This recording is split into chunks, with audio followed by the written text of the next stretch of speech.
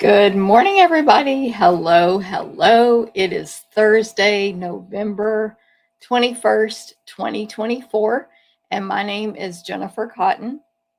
I'm a Stampin' Up! Demonstrator in Midlothian, Texas, and that means I teach people how to make greeting cards, scrapbook pages, gift packaging, and more with stamps, ink, paper, and lots of cool tools. So good morning and welcome. Thank you for being here.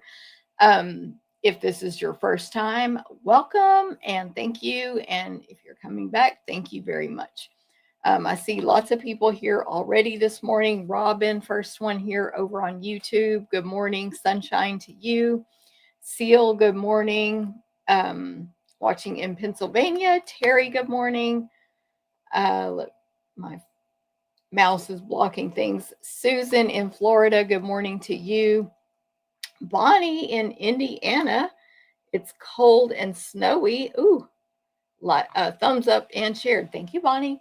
Yeah, it's cold here in Texas too. It is currently 48 degrees. I think it was 30 something this morning. It's a little chilly in here where I am in this room, and I do have heat, but anyway. But I got real hot right before the video started because I realized I was running a couple minutes behind. So I turned off my little space heater. Now at this moment, I'm chilly. But anyway, let us know how the weather is where you are. Stella, good morning. Lori, good morning. In Minnesota, liked and shared. Thank you, Lori. Hi, Lisa. Hello. Speak of someone I was just speaking to. Cindy, good morning. Sue, good morning. Yes, got your craft along kit. Woo. And Cindy, thanks for sharing. All right, so good morning, everybody. Thank you for being here. My name's Jennifer Cotton. I've been a Stampin' Up! Demonstrator 23 years. Yesterday was my 23-year Stampin' Up! Anniversary or Stampiversary. Lots of y'all commented on my post yesterday, and I was just very busy and did not reply yet. But thank you for your comments. I will go back and reply to those, your congratulations and stuff. But yeah, 23 years, crazy. When I joined, I thought I could just possibly make literally a few extra dollars and have fun. That was the goal. And then it turned full-time pretty quick. So I do this as a full-time business for years now. And so I offer lots of things for everybody, classes and events that are offered all over the U.S. To go, obviously.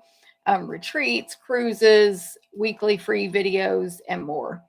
Tomorrow here, hey, thank you, Terry. Linda, good morning.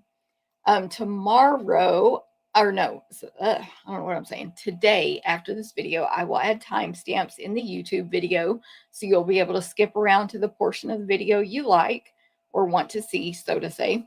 Now I'm going to turn this heater on. It'll probably get hot in 5 seconds. So I'll add those timestamps manually today in YouTube. And then I'll add a link tomorrow over here in YouTube that will take you straight to my blog, stamptherapist.com. That's the hub where you can go. First of all, if you forgot my email address or something, stamptherapist.com. What are my upcoming events? What cards and projects have I shown in my recent videos? What are the Stampin' Up! Specials? What's Jennifer's ordering special, etc. Go to stamptherapist.com. Okay. Carmen, good morning. Kelly, good morning. Okay, so reading my notes. Today is my monthly craft along. I'm hoping to do this every month, although I haven't even looked at December yet. I can't remember if I'm doing one in December, but just make sure you're on my email list. You can join it right now up here in Facebook, down here in YouTube, and you'll be notified of things like that. And what the craft along is, it's my regular weekly video where I normally make 3 cards, but today I will make 4 cards with the More Than Autumn bundle today. So we have fall and Christmas cards. Perfect timing, in my opinion, for both. And some people ordered the kit ahead of time. So like Sue commented earlier, she's got her kit ready to craft along with me.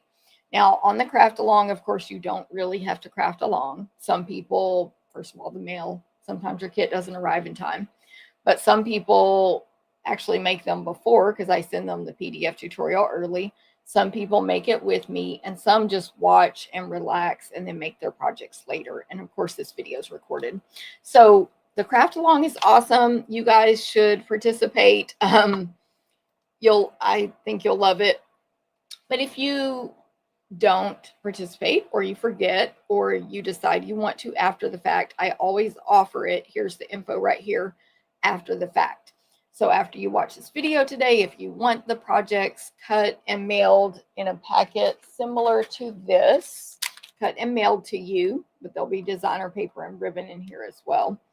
All you have to do is place an online order with me with this host code by November 24th of $35 or more. That host code ties you to this class packet for today with the More Than Autumn bundle. If that order is $50 or more, you're also going to get a free, a free full pack of pecan pie and clear ribboned dots. So there is that. My Facebook alarm, I snoozed it. I forgot to turn it back off. I'll throw that info on the screen real quick here. I think this is it. Yes, so to get today's class mailed to you free, place your online order with the host code by Sunday, November 24th. By the way, I've already emailed this out this morning, I hope, and it should be getting emailed out at 1 p.m. today. Yes, the email did go out, and it's going out at 1 p.m. today. 35 or more free class packet, 50 or more dots as a bonus gift. Use the host code, and your gifts will be mailed by Friday, November 29th. So not tomorrow, but Friday, November 29th. So there you go. Okay, now let me go back on these graphics real quick. So I do have other stuff to talk about, but because we're making 4 cards and I'm making them really from beginning to end, I'm going to stamp, die cut, color, whatever. The video will probably take a little longer today. If you're new here, I do long videos. Be aware. I talk a lot at the beginning about all my events because this is my full-time business and specials and stuff, and then I stamp. Anyway, so I'm going to try to do the talk. I'm just going to talk a little faster about my events today to save us a little time, but I'm still going to talk because I have a lot of cool stuff coming up. By the way, also, as you come on this video, please say hi, make a comment. Talk to each other. It doesn't matter. If you say something, you'll get entered to win these cards that I'm going to make today, the actual finished cards I'm making today. You'll be entered to win. That counts on replay. That counts on YouTube. That counts on Facebook. So please, please. That does help me, of course, if you comment. If you share the video, comment that you shared, and you'll be entered yet again for sharing, which again helps me. All the stuff helps me. Like, comment, share, subscribe, follow, turn on notifications. It's all helpful. So thank you very much again. Okay, let me come over here. Debbie, good morning. Kelly, good morning. If you're talking about me, Jennifer, I was 1 or 2 minutes late this morning, Jennifer. Debbie, good morning. Kelly, there you go. Oh, you found it, Kelly. Yeah. I will say the delay on my iPad with Facebook is a lot longer than it used to be. So I don't know how YouTube is, but yeah, that delay is long. Rosemary, good morning. Much needed rainy Long Island. Yes, I know a lot of people need rain. Excuse me, including us here in Texas. So that's good, Rosemary. Corinne, good morning. Thanks for sharing. And Margaret, good morning. Love the green heart. Jeannie in Cincinnati, good morning. And Linda in Idaho, good morning. Okay. So I do 4 classes every month: card, scrapbook, Stampin' Stack, and sampler. They will be happening in December. Oh, let me tell you first, all my events include the PDF tutorial, step-by-step instructions. You can get that anywhere in the world per Stampin' Up policy. You can take the PDF. Anyone in the U.S. can order all of my class packets. They're all offered to go. We cut, die cut, punch, and emboss everything possible. Unless otherwise stated, you may need to own the featured bundle dies to complete your projects. And of course, you have to stamp it yourself. That's Stampin' Up policy. You will cut your own designer paper or kit components if a kit is included or the designer paper is included with your fee. And again, my team gets the tutorials free, but you can get those tutorials anywhere in the world. Just use the class registration link to get those. Okay, so my classes in December in person are also going to be a Christmas party. It's happening on December 21st. And after a year's worth of business, it's time to celebrate. So if you can attend in person, it's not going to be like the most elaborate party you've ever seen, but there's going to be treats and music and decorations. And of course, me and my team of helpers. And you'll get a gift from us. There might be a little game to play. So, but even if you're long distance, you can still take the classes, and they are like blanked out. Card class. Let me show you the ones from last month. Card, and I'm again fast. So card class was this past month. You'll find out about December's classes by hopefully December 1st when I send out my email registration link. So, and you can always check my blog. I usually update that by December 1st as well on the events page. I just haven't had time to decide what I'm doing. 4 cards for $20 free with a $20 order. They will not be Christmas cards in December. So you can sign up for that class in December. Scrapbook class. This is just a sampling of some pages we have made recently. We will be making 3 12 by 12 pages. Stay tuned for the themes and what stamps we'll be using for those scrapbook page classes. There's the ones we made the last couple of months, some of them. So those 2 are $20 free with a $20 order. And then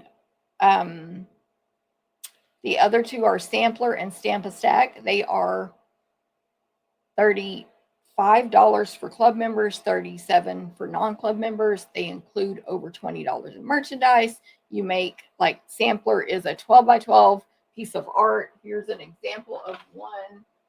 And I actually have one of this packet left, the snowy winter one. So if you're interested in that, I have one for sale. I can never hold these straight on the video. I feel like I have to hold it so crooked, but anyway. That's the snowy winter one. It's 12 by 12. You put it in a shadow box and it looks awesome. Makes a great gift also. Do you have a party to go to this season? You want to take them a little gift? Here you go. Put it in a frame. And then here's another, where is it? Right here. Here's another sample. This was our club sampler this past month. The decorative trees bundle. And that sampler, I also have one left.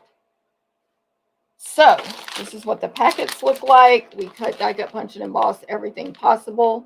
You stamp and assemble. If you need to stamp first and then die cut, you will need the dies. So like on Snowy Wonder here, you will need the dies because you have to stamp.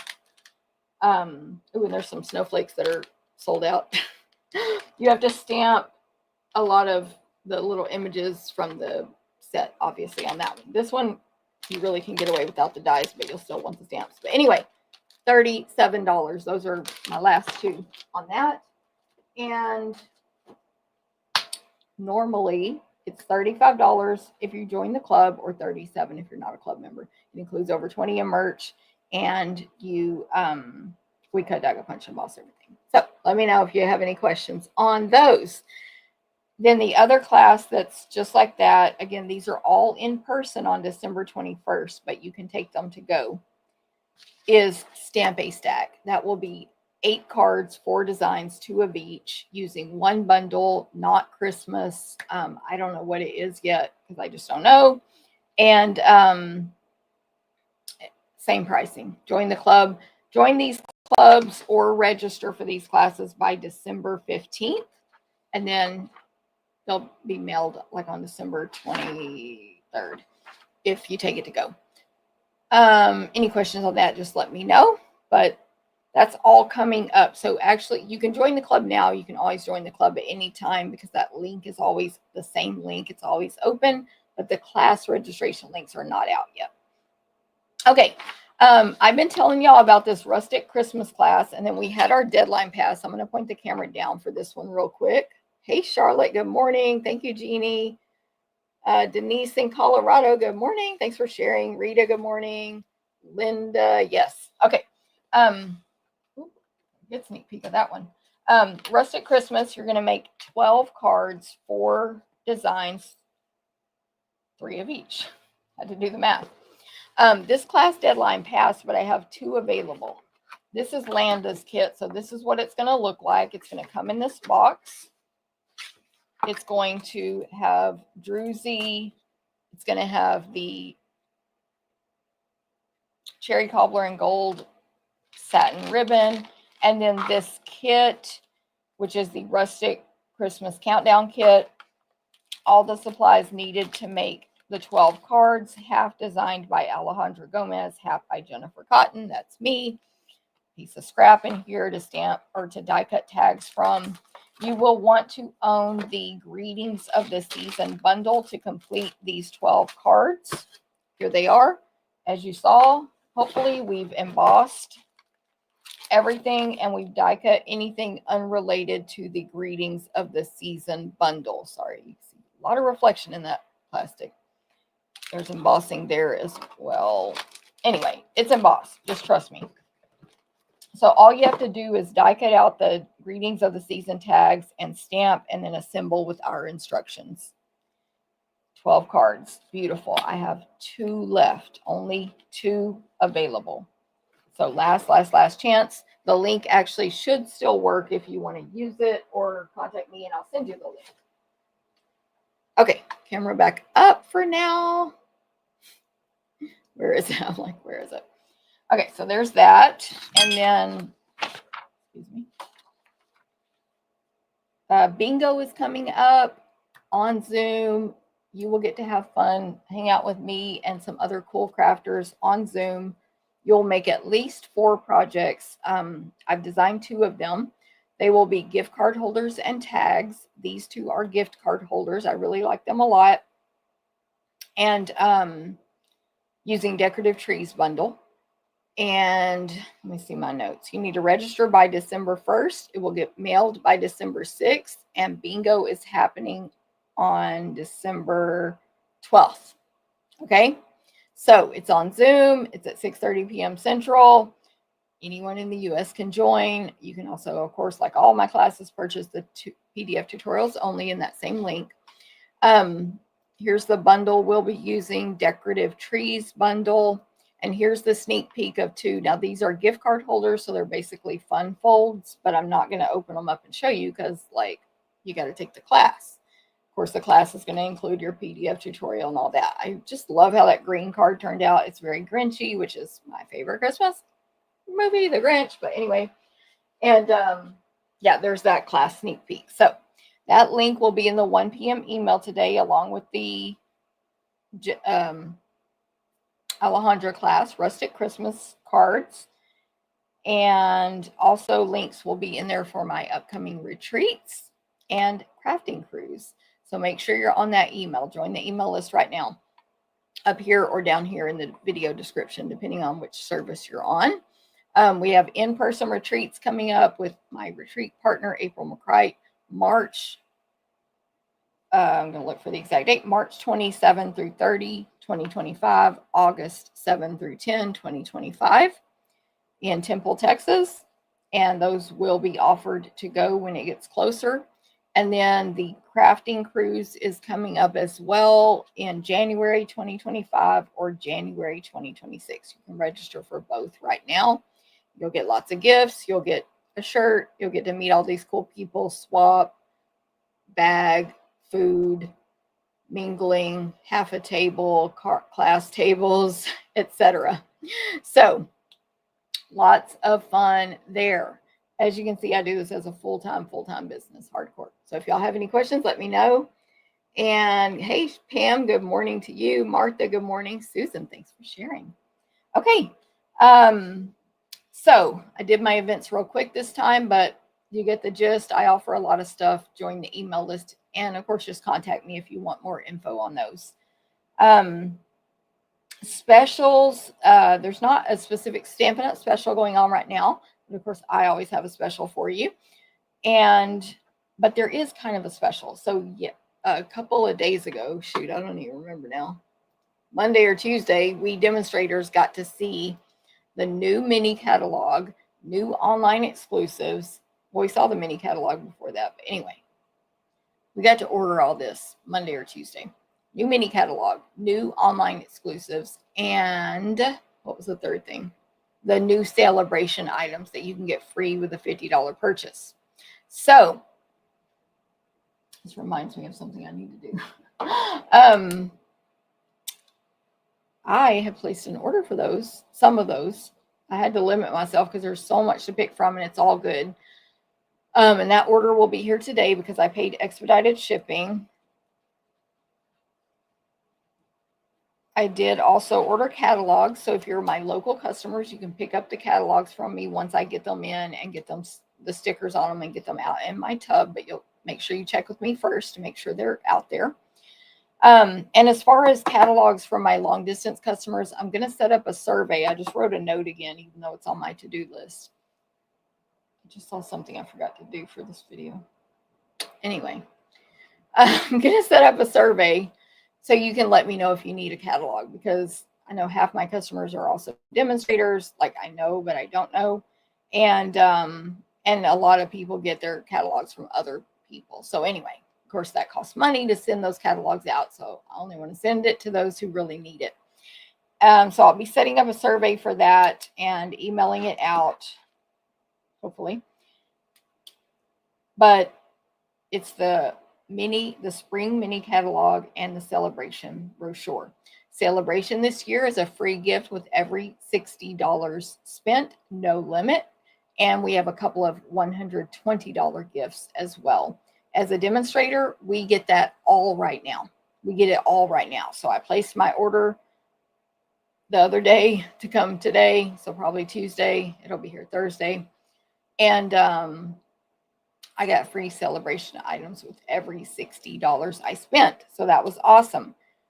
If you join my team, it's only $99. You pick up $125 of anything you want. That never includes celebration items, but it's hugely discounted. It's free shipping. You pick $125, and you can pick the new online exclusives and the new mini catalog stuff if you choose. So if you have questions on that, let me know. Hey, Amy, good morning. Thanks for sharing.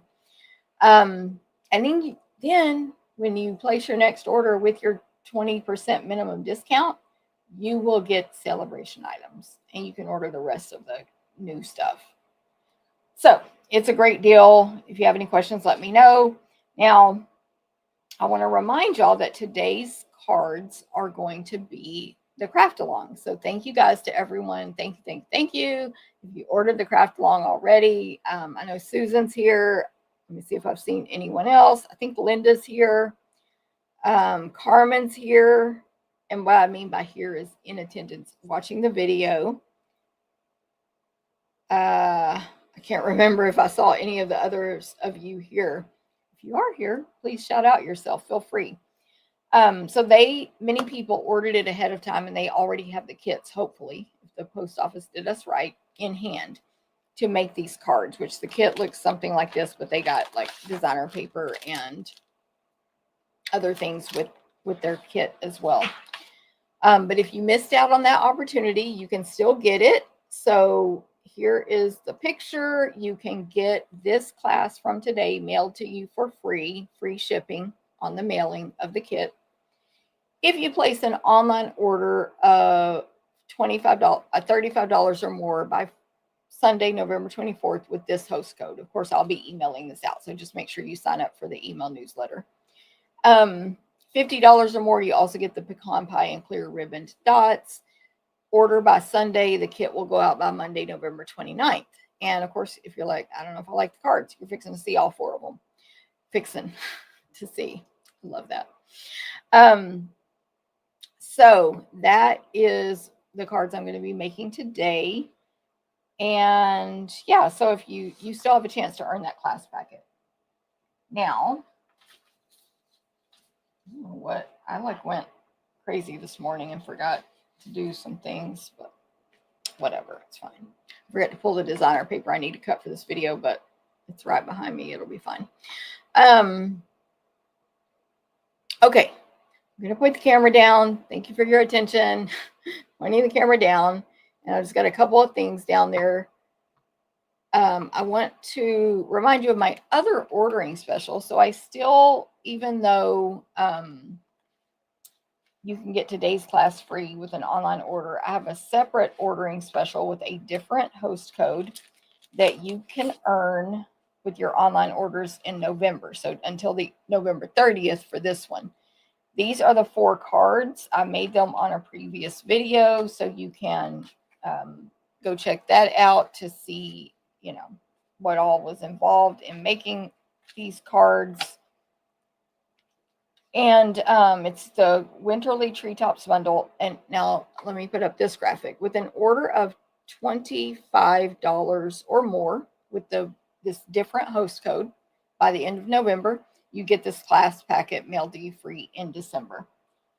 $50 or more, you also get a full roll of the cherry cobbler and gold satin ribbon. Now, 150 or more, don't use the host code. I will still send you that class packet and, oh, it's the ribbon. This was the last gift, the past gift. Anyway, I'll still send you the card packet and the ribbon, but here's the ribbon. But at $150, don't use the host code, and Stampin' Up! Will give you at least $15 in Stampin' Rewards. So there you go. That is my regular order special. You can find all about it on my blog as well, stamptherapist.com. And that's ongoing special. I change it out every month. Let me put this here now. That's for today's class, though. That code is for today's class. But I wanted to put it up there so you could know about stamptherapist.com, and you can go there and check out my all my specials. The info about today's class, that blog post will go up at 11 a.m. Central. Okay, so while I'm putting on some lotion on my hands so they hopefully look okay for you on this video today, don't forget, we just released online exclusives in November, and there's Valentine. Actually, my team meeting, we are making some gorgeous cards with this Valentine suite here, Marbled Elegance. And I did a video where I showed what I have purchased from this stuff. So you can check that out as well. I believe I did, right? I showed these on a video. Surely I did. Anyway, this flyer, which is, I think, these 4 pages, 1, 2, 3, 4 pages worth of product is on my blog right now, stamptherapist.com. You can go there and print this off. It gives you single stamps, bundles, single stamps, single dies, all the stuff, all the products, the colors are listed, etc. So go to stamptherapist.com to get this flyer so that you can basically have catalog pages to show you all these products. Don't forget they're while supplies last. Speaking of while supplies last, everything's while supplies last, right? We get our stuff from different sources. We have to predict. We have to use a crystal ball and see how many people we think are going to order stuff and how popular it's going to be. And sometimes the crystal ball is a little bit off. So like already we have sold out. I don't know if I can flip to it quickly. Oh, right there. Of our snowflakes, number 3, the white loose snowflakes are sold out. Especially highly seasonal items. If you see something you like, get it right away. They can go unorderable or sell out. So just keep that in mind, of course. But online exclusives for sure are while supplies last. Okay, today's cards, we're going to use the More Than Autumn bundle. I believe I already showed this bundle, like went over the details of it on a previous video a long time ago. But I'll quickly talk about its photopolymer. It's 36 stamps. 36.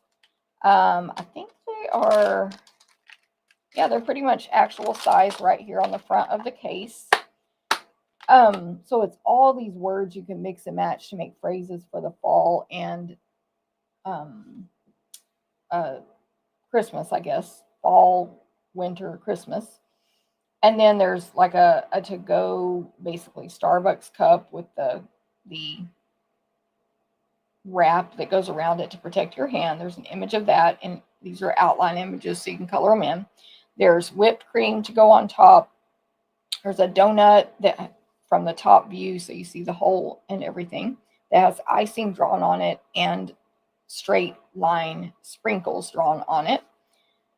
So you can color the icing and color the donut a different color. There is marshmallows to go inside the cup, a small gingerbread man, small heart, small apple, small pumpkin, and candy cane. So those can all decorate the front of the cup or be coming out of the cup, whatever. So a sprinkles stamp, a straw, a cinnamon stick, and a slice of pie, like pumpkin pie. Okay, so that's the stamp set. The words, we have nothing's better than, grateful, it's finally, love you more than, you had me at, except maybe you, this calls for, to my, hello, is the best. Those are all straight line, all caps, cute font.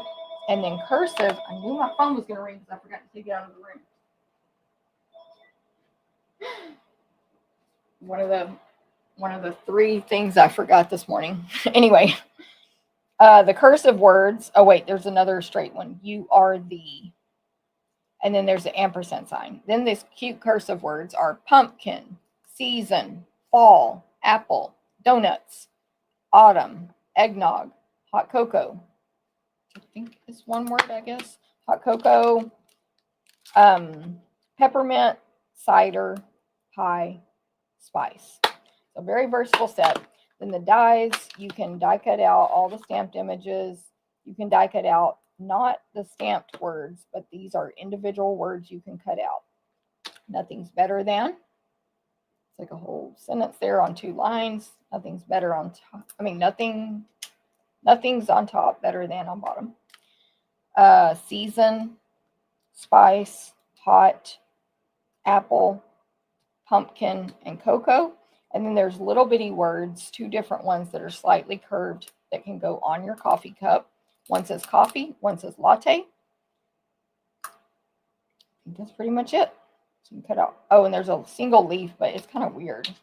I tried to use it and I didn't like it. But anyway, it's cute, but it cuts out 2 different pieces and you have to glue them back together. There's a little leaf in there as well. Okay, so that is the bundle that we're going to use to make these 4 cards. Are y'all ready? Valley Chick, good morning. Diana watching from Natchez, Washington. Snow on the ground and fog. Oh my goodness, that's crazy. Okay, so if you are crafting along, don't get stressed out if you don't keep up. And if you're not crafting along, I hope you enjoy this. And if you want the class packet, you know how to get it. This is how their packet was sent exactly. So 1, 2, 3, 4 cards and a scrap of white in the back.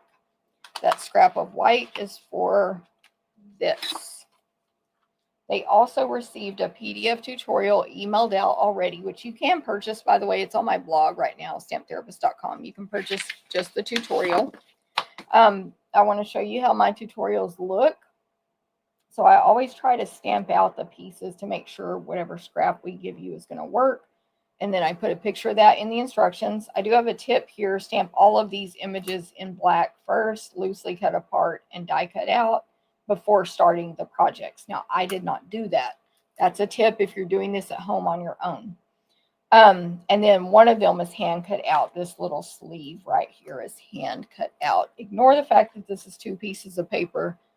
That's another story. Y'all's is not. You'll hand cut out that, but the rest are die cut out. And then I'm going to show you how my instructions look. They look like that. So you get your pictures tips down here in red, and then your step-by-step right here. Let me see if any of them have. I always put the inside, if it's a fun fold, of course, on the photos. But I didn't need to do any weird pictures this time. There's another one. Okay. I did not do any, not weird, but like pictures of how something needs to be cut specifically or whatever. But sometimes I'll do those kind of pictures as well. So that's what my PDF tutorials look like. There's also a page at the back that has all the supplies listed, but I don't ever print that because, you know. I'm not following these step by step on the video today. So just know that. But if you choose to do that, that will work great for you. Oh my goodness. Okay, so this is card 1 right here. Now, the only thing I'm going to call pre-done today is I will go ahead and use these stamped images here for the cards I'm going to make, but I have not cut my designer paper nor colored anything or anything else. So hopefully if you're crafting along, you'll be able to keep up. I did give them advice to go ahead and pre-mount as many stamps as possible. Get all your ink pads pulled out, which are these 4 here. Cherry cobbler, pecan pie, Cajun craisin black. You know, just get everything ready. And then, of course, they received some pecan. They got a normal pack, pecan pie dots, this awesome new gold twisted thread, and a partial, I think it's half a pack of designer paper. Right here. I have 3 partial packs. Iconic Celebrations designer paper. So you should have all that ready. Oh, and I advised them to go ahead and cut their designer paper, even though I didn't cut mine. Okay, so the first thing we're going to do is score this card base. I'm going to have these measurements for y'all on the blog at 11 a.m. Central, stamptherapist.com.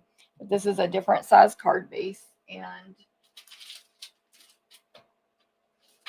so I'm not going to say every measurement on the video today because they're on the blog at 11 a.m. But I believe, yeah, this is 7 1/4 by 5 1/2. And we're going to score it at 4 1/4 inches. That's the first sentence on the instructions. So this is 4 1/4 inches. This light gray is my scoring blade. And that's what scoring is. It puts that little fold in there so that, or yeah, fold basically, so that you can fold on that mark easier and exactly where you want. Let me see what designer paper I need to cut for this card. And I'm going to go ahead and do that. See, I'm doing this out of order in my written instructions.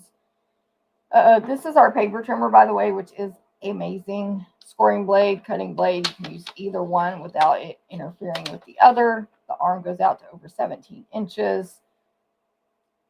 It's just awesome.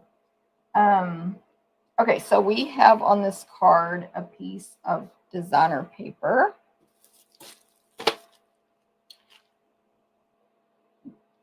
Two pieces actually, but I was going to say the size, but let me find the design first.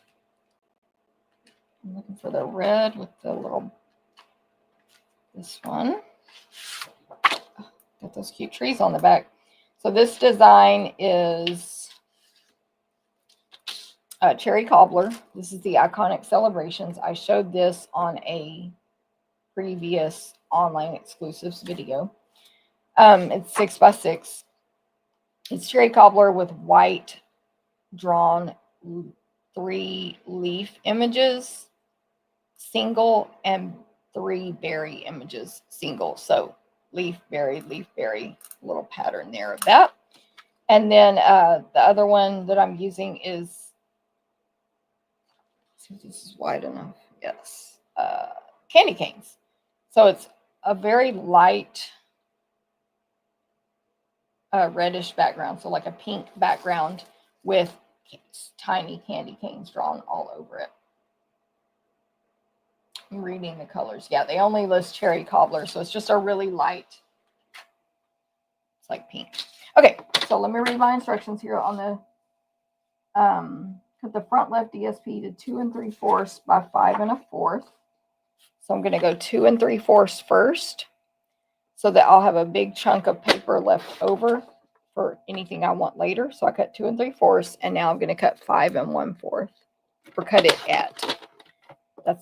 I'm going to go here on the front of my card. And then the candy cane piece is 3 by 4.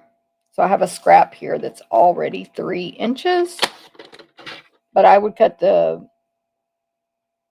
don't know which one I would cut first. If I was going to make 2 of these, I would cut the 4-inch piece first, and then I would cut it at 3 inches. So it just depends how you're going to use your leftovers.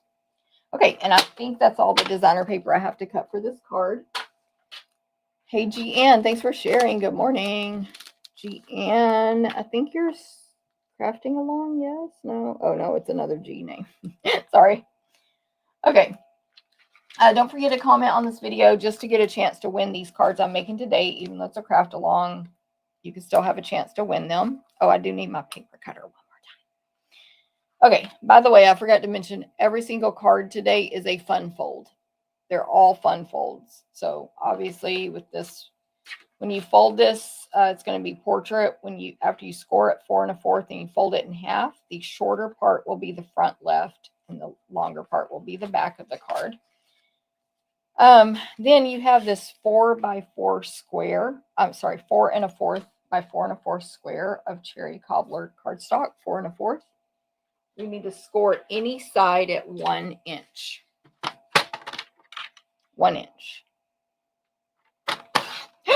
That's the cutting blade. God, doggone it. Okay, let me grab a scrap of paper here. Luckily, I've been designing so many scraps laying out. So many scraps. 4 1/4. Landa, I have a big old pile. If Landa's here, such a huge pile of paper that needs to be put away. Okay, 1 inch. Score. Don't be silly like me. 4 inches. Barely an inconvenience there. Okay, so score that at 1 inch, and you can fold on that score mark. Okay, so also in this, going to go on the inside of our card is a piece of cherry cobbler, then a piece of basic white. The scored cherry cobbler is going to have that shorter fold to the right, going back, and that whole thing is going to get glued behind this cherry cobbler cardstock on the inside of the card. So it's going to be this kind of fun fold, opens on the left, opens on the right. Okay, so don't be gluing this cherry cobbler piece down before you get that glued in. And then for more decorative pieces, we have a couple of pieces of cherry cobbler we're going to die cut from. And then we have a cherry cobbler rectangle and a basic white rectangle, which will go right on top of it for the front of the card. The white rectangle is embossed with the Dashing Designs embossing folder. So basic white, Dashing Designs embossing folder. This one's in our annual catalog, and it is this, I don't even know what you call this pattern, but to me it's kind of like quilted. It kind of looks like a blanket, but it's rectangles on an angle that are just made up of all these little bitty squares and dots and triangles and stitch lines. Yeah, so that's what Dashing Designs is. It makes a really great wintry looking background, like a sweater. That's going to go on top of that candy cane designer paper that's portrait. That's going to go on top of the cherry cobbler flap that'll be on the right. You can kind of see how the card's going together. Okay, for this card, we need to stamp in Memento Black on our white scrap. And again, I've already done this, and this shows how you can lay it out. That's why I recommend you just stamp all these pieces first. If you see weird things like, oh, why didn't you put the 2 pumpkins side by side? Because I forgot about a pumpkin or whatever. But anyway, I am going to use my Memento black ink pad, which I made out of an empty white ink pad, uninked. And so if you want to learn how to do that, you can go to this April 4th video called Everyday Details. And at 56 minutes and 39 seconds, you can watch that or go to the timestamps in the video description. But that's what I used to stamp all of these. And you see how amazing they look. So just to give that visual of stamping, since in case we have a new person watching, because I made this pad myself, I'm going to tap, tap, tap real gently, nice and firm for a few seconds, stamp it on a solid surface, so glass mat, Stampin' Pierce mat. I have both of those listed in the supplies that will be on the blog at 11 a.m. Central. Or just a really firm, hard surface. Don't use a flexible plastic table for these photopolymer stamps. A card table is real bad because it's all foamy on top. Tables with holes in them, like they look really fancy because they have all this wood, holes in it, but not good for stamping. You need solid surface. Kitchen counters are great. Fake wood tables like mine are great. Well, you can't see it there, but fake wood tables like this, glass, Stampin' Pierce mat, or anything real firm and hard. Okay, so tap, tap, tap, stamp. Hold it down for a few seconds. What we need for this one is a gingerbread man in black, one candy cane in black, the marshmallows that go on top of the cup in black, and that partial cup. This is where we need, actually I lied, you don't need that cup right there. Oh my goodness. You need this partial cup because we just need to cut out the wrap. That's for a different project. Cut out the wrap. I had a thought in my head. Okay, so I do want to show you, if you stamp your little gingerbread man in black, which I'm just going to put it here. We also need this gingerbread man in cherry cobbler ink on this card. So we're going to clean it off.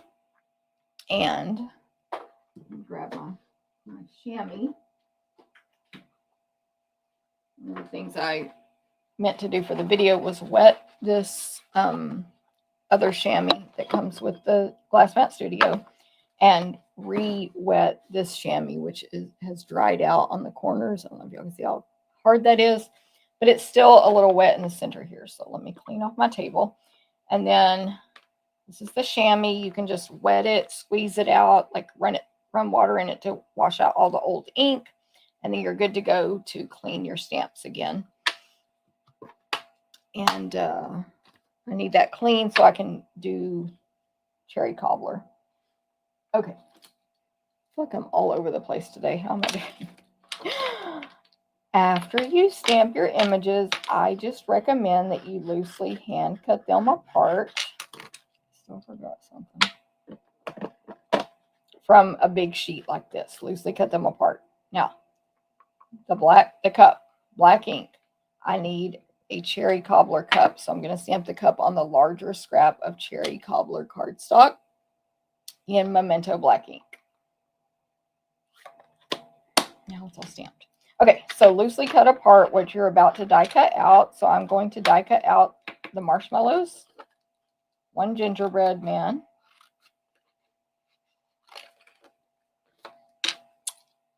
the candy cane,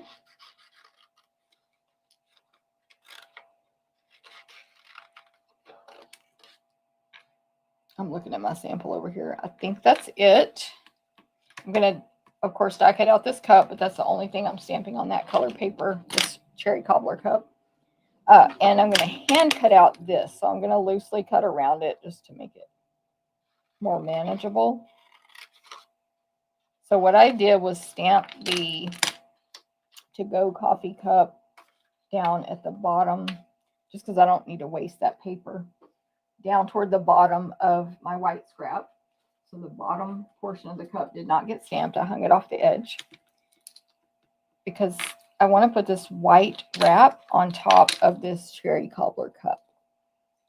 So I'm going to cut around it, and I found that I did not like how it looked on this particular card if any white showed. So first of all, I'm cutting, you know, a little below the black ink, but also you could just take a black marker and fill in any spots on the edges if your white is showing. Usually, almost always when I hand cut stuff out, I'm letting the white edge show. But because this is going on a dark piece of paper, it did not look good. Just turning the paper with my opposite hand instead of turning the scissors, making long cuts here, open the scissors back up, make a long cut.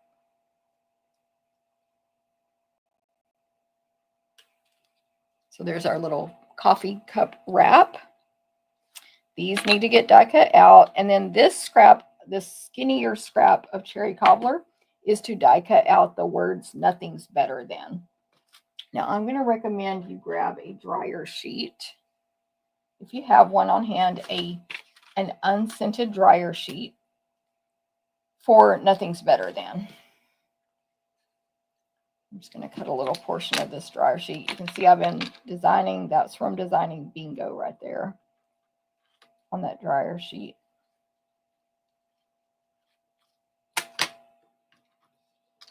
And I actually got out my mini die cut machine. Oh, Cindy, no problem. Which is in this bag, which I checked and we don't sell it anymore. But it was a demonstrator perk. You could order this bag if you were a Stampin' Up demonstrator. So, sorry if y'all couldn't. But you can still order the mini die cut machine, of course. It comes with all the plates you need to emboss and die cut. But I have, here they are. I have extra plates because I've actually been gifted a lot of extra plates and I keep them on hand. So I have a lot of plates and old ones. And I guess that's a foot to my machine, maybe. Let's see. I lost a foot. I lost a couple of feet there. It's another story. Let me see. There's one in the bottom also. Okay. So you can use the big die cut machine or the little one. I'm just doing this so it'll fit on the video easier. I won't have to move so much stuff every time I die cut today. Okay. So actually, let me just do "nothing's better than" by itself real quick. I usually do run intricate dies like that through a couple of times just to make sure they cut all the way. So I'll do that twice. Normally, you don't need to run things through twice. So. And then the purpose of this dryer sheet, which is dryer sheet, cardstock, then die, is, to keep all the excess paper out of the die. Love that so much. And hopefully keep some of the excess paper on the sheet. But we shall see, because sometimes it works and sometimes it doesn't. So as I peel this off, yes, a lot of the excess is sticking to this dryer sheet. In fact, all of it did in this case. I can't guarantee that happens every time, but there's "nothing's better than" in cherry cobbler cardstock. And now we can do the ones that we need to align.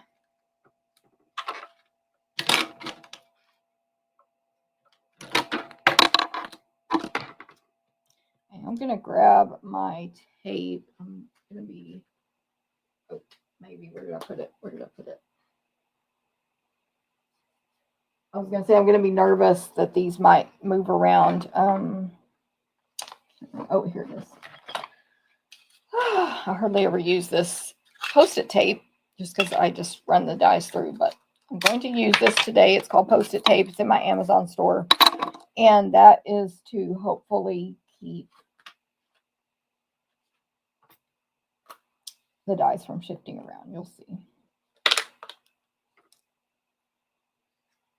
I'm going to cut out the cup, marshmallows, peppermint stick, gingerbread man. How we doing, everybody? I'm getting, where's the gingerbread? I'm getting crickets on the comments. Like, is this okay? What's up? Let me get my glasses on. Readers. I need my head. Sorry if it's blocking the camera right now. Oof, I need to be right over that.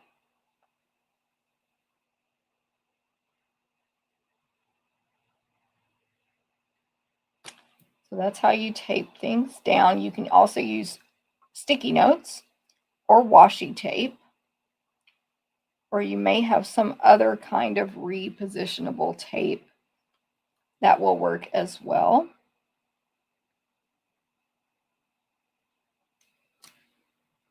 And you don't, like I said, always have to use this. I use it more on the mini die cut machine personally for little intricate things, like little tiny things like this. I just knocked something off my table. I have no clue what. I use it for that because I get nervous that they'll shift. Okay. Yes. Okay, so we did all our die cutting. How we doing? Hey, Hilda, no problem.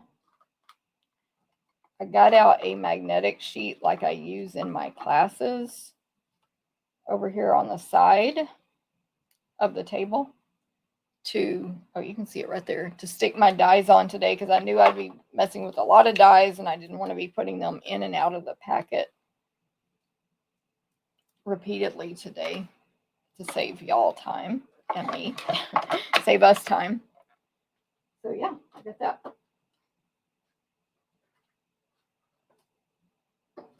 Okay. Okay, I think that's all the pieces. I did also forget to stamp the inside of my card. So now that's okay. I'm going to stamp the inside of my card and my little gingerbread men on this cut out cup wrap.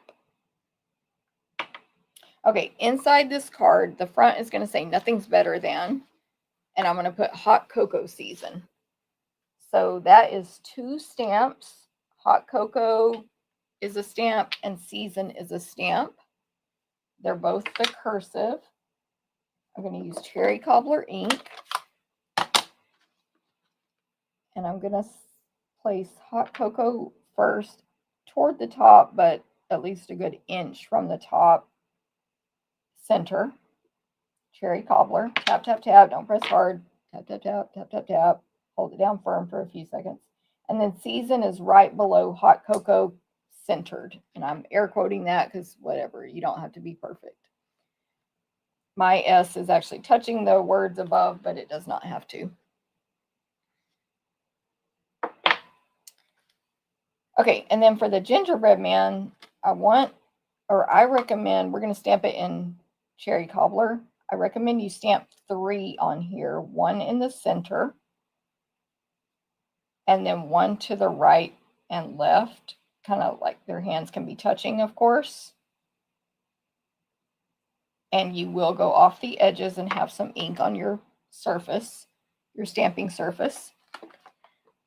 The reason we're going to actually cover up the middle one, but of course I would not know where to stamp the other 2 unless I stamped that one and of course stamp that one first so you know where the middle is. So just like that. And then coloring on this, again, this gingerbread man, all these images are really small, so they're tiny. So we just have a little bit of quick coloring to do.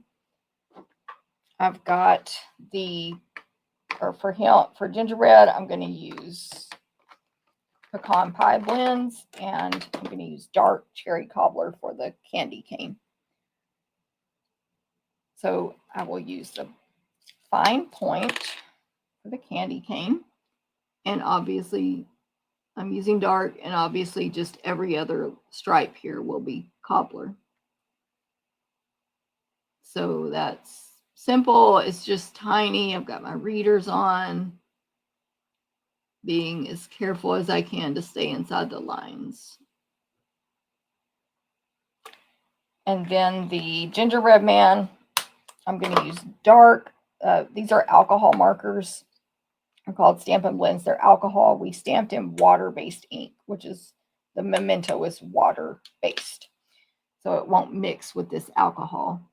So I'm using dark just to emphasize the little detail lines on this little gingerbread man, which is icing lines, a smile, and buttons, basically. It looks kind of crazy because I just colored right on top of them with dark pecan pie. Then when I color the whole thing with light, the two inks blend together. You get those little bit of shadows and definition. Very subtle though, because it's so tiny. And that's why they're called blends, because the light and dark blend together. You can also blend other colors that don't even match together, make like fire or sunsets or whatever you want, or make new colors actually.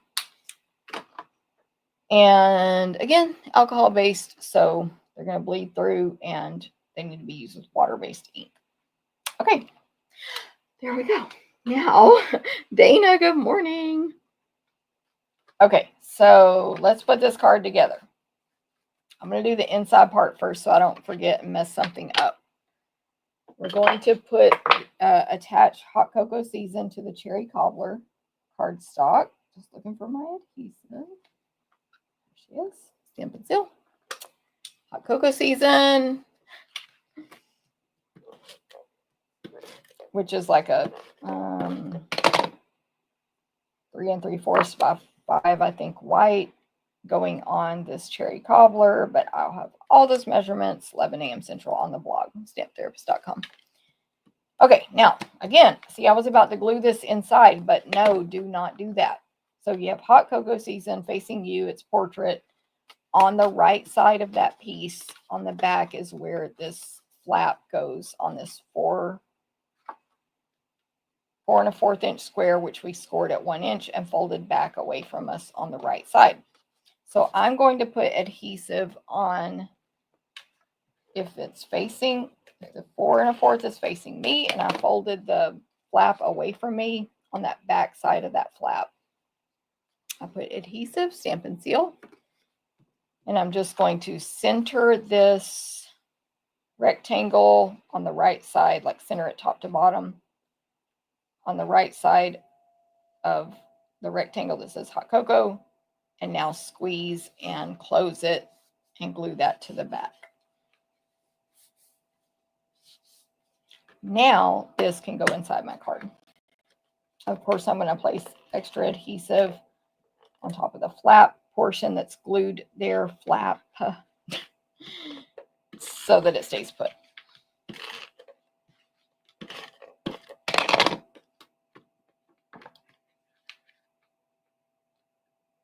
And then just center that inside the front right of the card base. Okay, now we're free to do whatever we want because we got that glued down and we didn't mess it up. Okay, next is what I'm doing next. I will go ahead and add adhesive to the larger designer paper, which I cut earlier.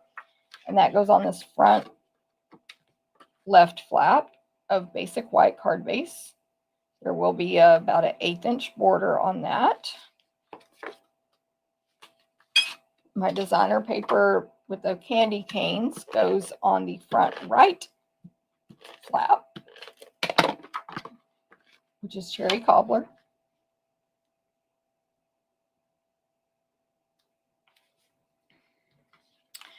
The white rectangle that's been embossed with dashing designs gets attached to the cherry cobbler rectangle. It's a little bit, just a tiny bit bigger, and that's flat, of course. This is going to go on my, I'll do it, I did center it. In the center of, I got to put my sweater on real quick. In the center of, I have retrained myself on this bundle, but I do think there are a lot of options with it. Oh, restrained. Kelly, you've restrained. I get it. Yes. It's so cute though. Yeah, I get it. I've restrained myself on some stuff as well. Okay. The white and cherry cobbler rectangle right in the center here of the candy canes. The cup is gonna go, I think I'll just put nothing's better than first. So I did not use adhesive sheets on the back of nothing's better than. That would be a good idea, but I didn't. So I'm just going to use my silicone craft sheet here, which will keep any excess adhesive from getting all over my workspace. And I'm going to add just tiny little bits of adhesive, as hopefully you can see. I know it's dark paper on dark silicone sheet, but I'm not just covering the whole thing with adhesive for two reasons. One, you will probably rip your paper apart if you do that. And two, it will have all the little spider webs of adhesive showing on the front, which, as you can see, I already have some. So I can just, for me here, use my hand to minimize those. And then I'm going to place this on my card. So nothing's better than die cut is just a tiny bit wider than this rectangle. So I just have the B and the N kind of hanging off on the two sides there. Nothing's better than. Then the cup, I'm going to go ahead and attach the marshmallows just behind the back of the cherry cobbler cup. I will also attach the candy cane behind that, kind of coming out the top of the marshmallows. And then that whole thing is attached to the card flat. But now I'm adding more adhesive, making on the back of the cup, marshmallows, and candy cane. You could also just attach these on here one at a time. It doesn't matter how you do it. And that'll go in the white section below nothing's better than. And then I will use Stampin' Dimensionals for my cup wrap and the colored in gingerbread man that's going to go on that wrap. So I've got my mini Stampin' Dimensionals. You can use the big ones too. You can use whatever you want.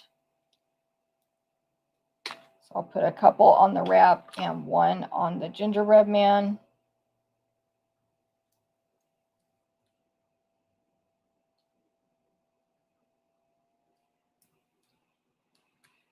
The wrap just goes right over that stamped portion there on the cup.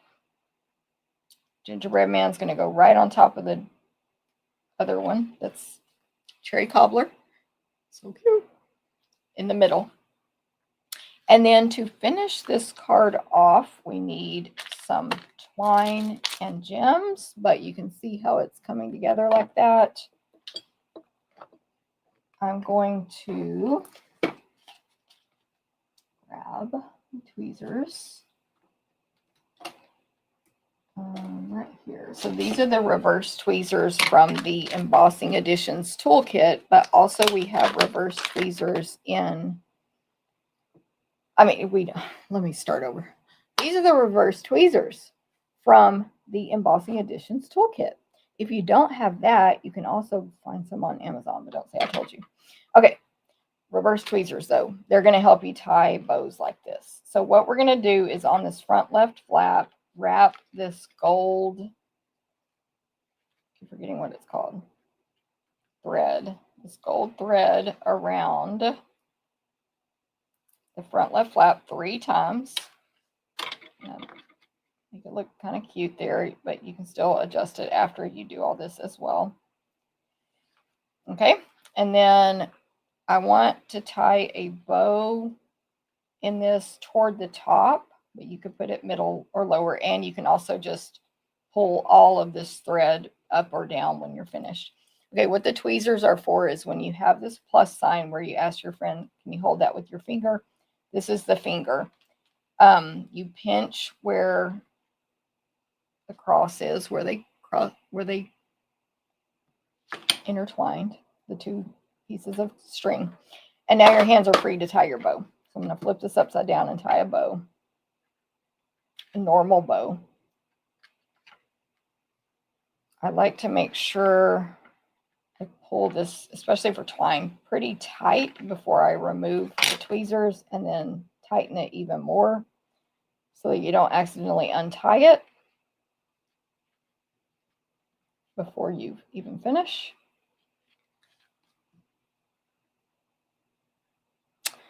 And of course trim, and that is it. You're good to go.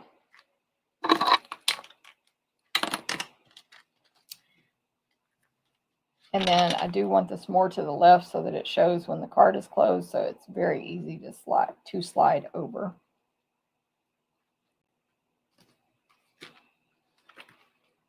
You could even use it to hold the card shut, but that was not my intention when I made it, but I just thought of that. You know, kind of slide it on top of it, but like that. But anyway. Okay, gems. These are the pecan pie and clear ribboned adhesive bag dots. And I just used the clear ones on this card. My magnet. Hold it down for a minute. The clear ones. So let me see. I did. There's when you get these ribboned dots, you get large and small in clear and pecan pie. And if you look at them closely, it's like there's a. You can't really see it on the video. It's like there's a pattern printed underneath. On the white ones, it looks like silver, and on the pecan ones, it looks like brown. It's like there's a little pattern printed under there, and they are real shiny. They're really nice. And if you can tell from this sheet here, you can color, especially the clear ones also, like with a Stampin' Blend. Okay, so I'm going to grab my take the pick tool. I'll put a large one. Got different scraps of sheets here. Put a large one down here on the bottom right in this white embossed section, and then add a small one there as well, and a small one top right. That is card one. Card one finished. Card one. I feel like that took long. Thank you, Shirley. Good morning. Thanks for sharing. Hot cocoa season. All right, card one. Hope y'all like it. Let me know if you want this class back up, you can get it. And if you want a chance to win that exact card that I just made, make sure you comment on this video. Even on replay, even on YouTube comments, even on Facebook, replay and in-person counts. All right, let's do card number 2 now. Card 2. Oh, here's my original. I think it pretty much looks the same. Okay, card 2. Trying to dig out my supplies here. Where oh, they're not on this side. I'm like, I've lost them or something. Here's card 2, which, as a reminder, all of these cards are fun folds today. So card 2 is a mossy meadow card base. It's 5.5 by 8 1/4. 5.5, 8 1/4. You will need your paper trimmer, of course, or not of course, but on this one you will. And it is scored at 1.5. I'm going to make sure I read it correct or say it correctly. Yeah, 1.5 and 2.5 inches from each end. So I'm going to go to 1.5 and score, and then 2.5. Sorry, I was trying to move the trimmer up more into the camera. Then I'll flip this around and go 1.5 and 2.5.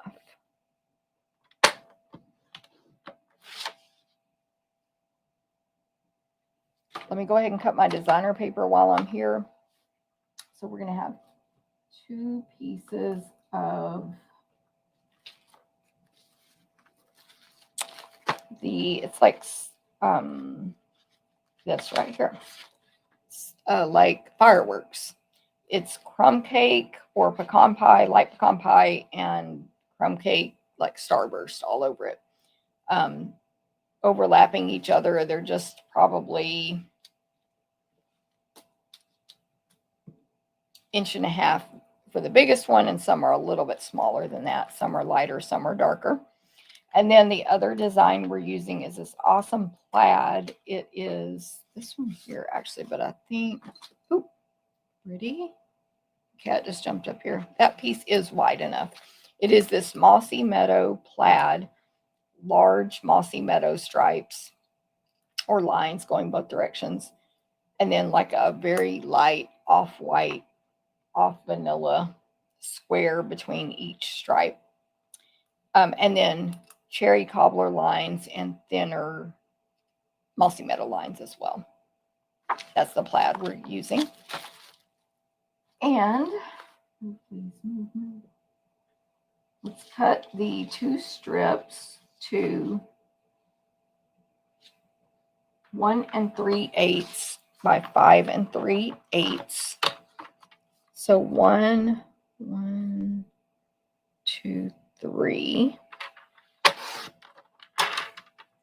1, 2, 3. And then 5 3/8.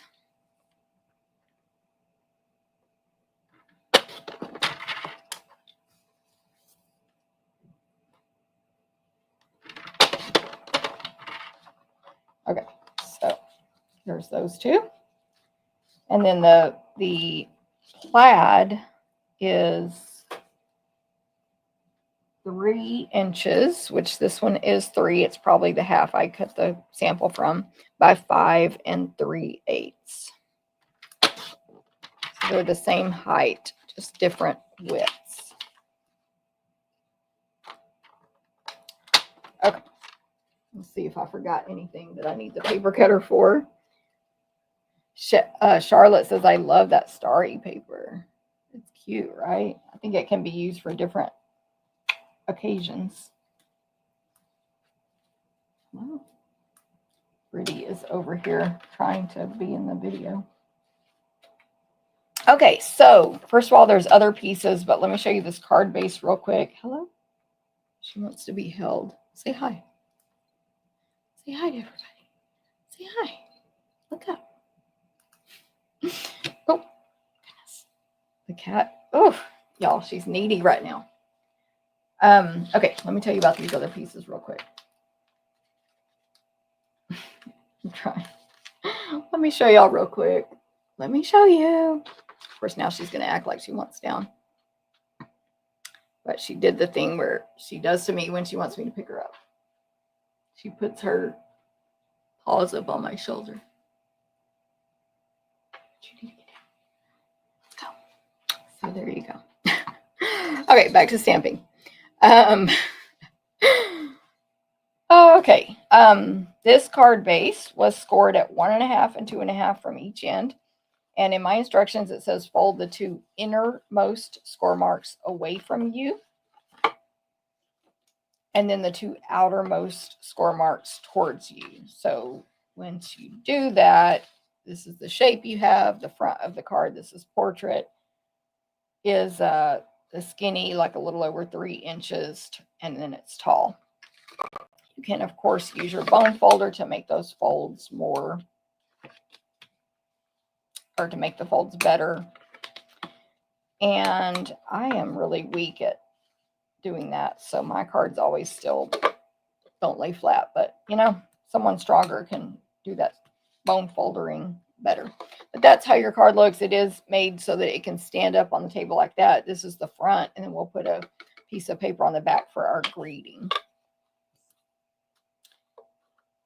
Okay, now the piece is inside. So this big white piece for this card in the packet is for the back side. So I will have all those measurements 11 a.m. Central on the blog, but it's a piece of white to go here on the back, and we will stamp on it, and that will be the inside of the card. Then we have some these are not scraps of white. They are actually intentionally these sizes for greetings. So we have 2 that are a 1/2 inch tall. I'm going to make sure I can put that envelope away. I'm going to make sure. Yep, 2 that are a 1/2 inch tall and 1 that is 1/4 inches tall. Full measurements on the blog. And then last but not least, you have a piece of basic white that has been embossed with the Forever Plaid embossing folder. And that will get layered on top of a piece of Mossy Meadow that has been die cut out of the perennial. Ooh, I'm blanking on the name. Perennial postage dies. Perennial postage dies right here. So perennial postage, like it's a rectangle, but the little the edges look like old-fashioned postage stamp. You know, that decorative edge that is cut in postage stamps. And there's all different sizes of rectangles in this set of perennial postage dies. And then what was the other thing I was going to show you? The Forever Plaid. That's that big embossing folder from the mini catalog called Forever Plaid. Don't forget, while supplies last. Thank you, Lori. She knows it apparently. Forever Plaid, or sorry, there. I know. Oh, that's not from the mini, but anyway, we have an embossing folder that's not available right now. It's coming back, but you got to watch out. Like if you again want something, make sure you go ahead and get it while you can, because you never know when something will go not temporarily not orderable. It's a snowflake one that's not available right now. I mean, there might be others, but I was just talking about that with somebody this morning. So get those while you can. Okay, stamping wise on our white scrap, first of all, you need a cup. So that cup I stamped earlier by mistake on the white, we'll use it for this card now. You need another gingerbread man. Black on white paper, of course. You need a whipped cream.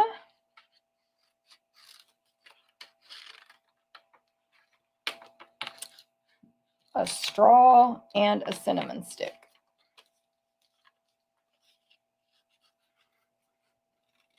These will all get stamped in Memento black ink on that white scrap, which there's a photo in your instructions showing you where, how to fit them all on there. Okay, so that's all stamped. I'm going to stamp on these little pieces now my words. We're going to use pecan pie ink for these words on this card. And it's going to say, love you more than. So that's a long, skinny, all caps word. And then we're going to say eggnog season. So I thought this was kind of funny because I don't know if a lot of people have eggnog season. I don't know. I've had eggnog before, but it's never been like a big thing that like in my family or anything. So I don't know.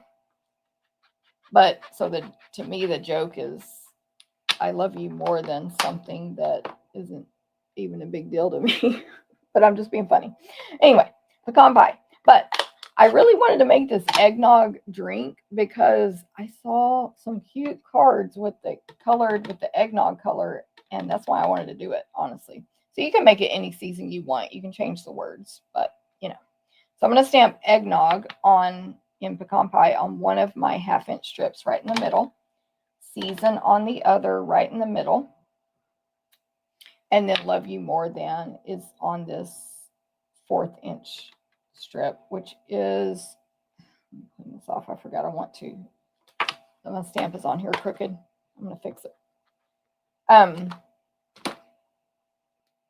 What was I going to say? Oh, this 1/4 inch piece is the exact length it needs to be, 2 1/4 inches. 2 1/4 by 1/4.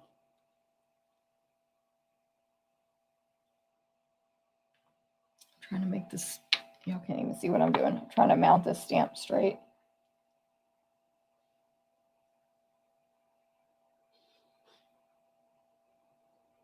Okay.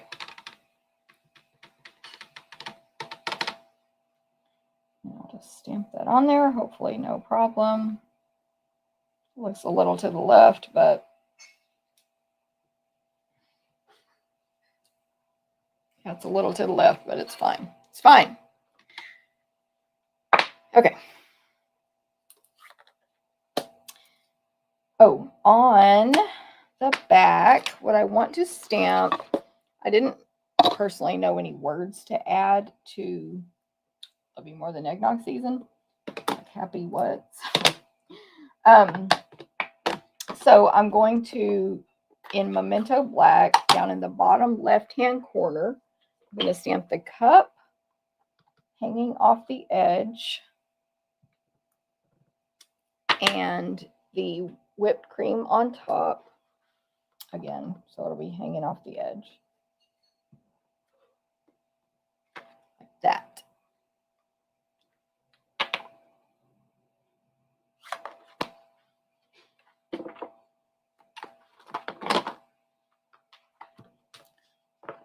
I mess up.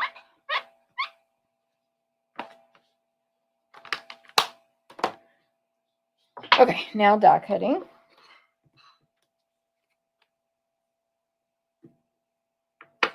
Don't want to lose those. Okay. Mini Stampin' Cut and Emboss machine. Die cut this stuff out real quick. There is a separate die for the straw versus the cinnamon stick. And if you look close, you can tell the difference on the two dies. The straw one is skinnier and angled on one end, which is the bottom of the straw. It's just like the top portion of the straw is all you stamp there. And then the cinnamon stick is thicker and rounded at the top.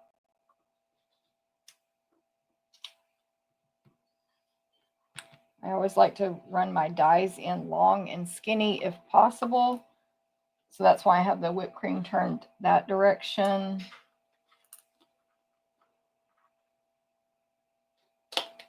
Cream and gingerbread man. Okay, now I got to get my glasses on and fine tune all of this. That is true, Robin. Robin says, I love Wink of Stella on my whipped cream. Makes it sparkly. I'm trying to read your thing and do this. Sparkly and so pretty. Very true, Robin. So y'all can definitely add that. Wink of Stella is, in case anyone new is watching, it's basically like a all-in-one paintbrush that just paints glitter all over your stuff, all over your projects. It is wet, so if your ink is water-based, it can smear it, so be aware of that. Make sure that ink is super dry before adding it. It won't smear blends because they're alcohol-based, but Memento ink is water-based, so just make sure it's super dry.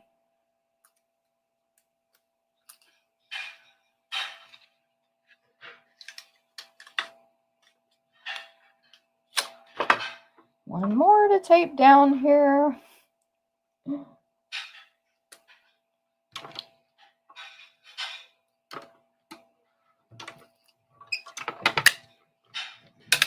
Let's go. Let's go.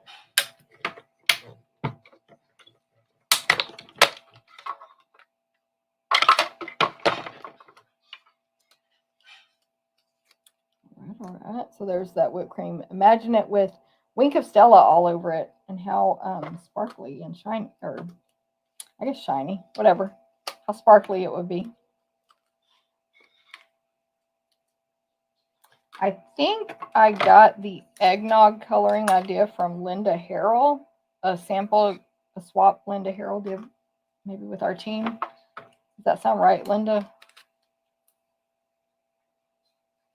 I don't know. I can't remember for sure, but it looks nice. Okay.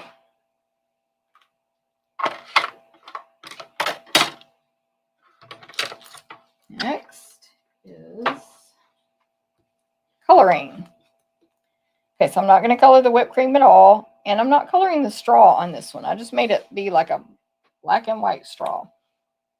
I'm going to color the cinnamon gingerbread just like the other one.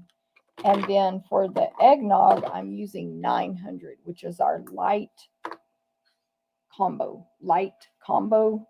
It's not the exact name, but I have the name on the blog at 11 a.m. Central. But it's, yeah, light Stampin' Blends combo. 900, I think it's called light. It's whatever I put on the thing, but I think our numbers start with 7. Yeah, 700 is the lightest. And then they have 800, and then this is 900. So I'm just coloring the drink portion of the cups, the one I die cut out and the one on the back, in this color, 900. To look like supposedly eggnog, or it could look like other kinds of drinks as well, like any kind of coffee with a lot of cream in it, obviously. And there you go. Now you have eggnog. Boom. It's kind of a yellowy, vanilla-y color, I think. I don't know. Whatever. And then I'll just do the little gingerbread man just like the other one. Dark. Basically on everything. Stampin' Up! Drew on here. And then go over the whole thing with light. Including going over the dark parts, of course. That's what makes it not a harsh dot or line. And you can, with blends, you can go back and add more and more and more and more. You can reshade, reblend, reshade, reblend over and over and over. It won't break down your paper. Just get that lid back on ASAP because they can dry out. Dark Cajun here. Just for some little detail on the cinnamon stick. And then light all over.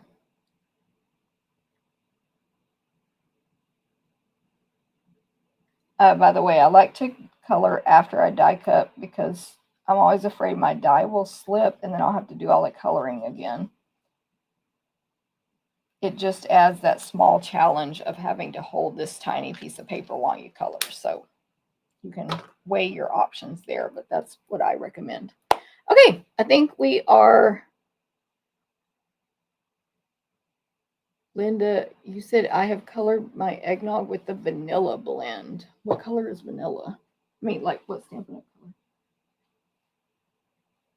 Linda, tell me. But yeah, I think I got the idea from you to even make it eggnog color, Linda. I mean, obviously they have eggnog in the words, but whatever. Okay. I have to sometimes be hit over the head with something to figure it out. Okay, so I'm going to attach, we can just put this together now. I'm going to attach the inside piece on the back here, which is the one stamped with it's the large white Measurements Blog 11 a.m. with the little cup on the bottom. Then I'll add the designer papers to the front. So we have the larger 3-inch wide designer paper for the very front middle. This is the plaid one. And it will give you a skinny little border on the 4 sides. And then the 2 skinnier ones, they have candles on the back side. The 2 skinnier designer papers I meant. They go on this left and right farthest out flap. I never, when I make this card, I never put designer paper on this one, but you definitely can. You can put designer paper everywhere or anything. Embossed paper, stamped paper, whatever you want. You could stamp right there, you know. I just don't. Okay, now I'm going to attach this rectangle of white paper embossed with the Forever Plaid Basic White to the Mossy Meadow postage. Then I'm going to take my gold thread. Like, what is this called? My gold thread, which is an online exclusive. Did I mention that? And wrap it around. I did it real cute on my first card, but like on accident. So just wrap it around however, but from left to right toward the bottom 3 times. Just do it like that. It's fine.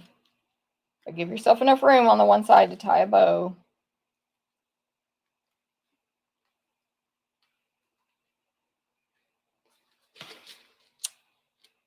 Okay, and I'm going to do the same thing I just did with the tweezers. I'm not sure if I gave myself enough thread there though. And I did forget I would need these tweezers again. They seem to disappear in my little holder because they're gray. They're gray on the part that, the way I put them in anyway, the part that sticks out. Okay, tie a bow. I think it's too small. It's barely big enough.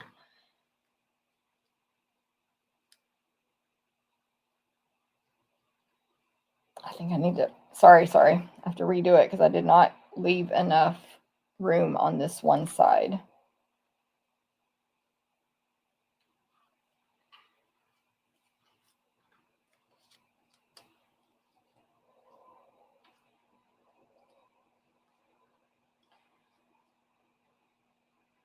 Okay, that should be plenty.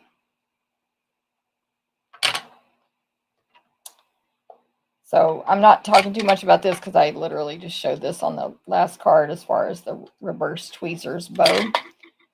So if you missed that and you're wondering how I did that, go watch that when I talked slower and explained how to do that.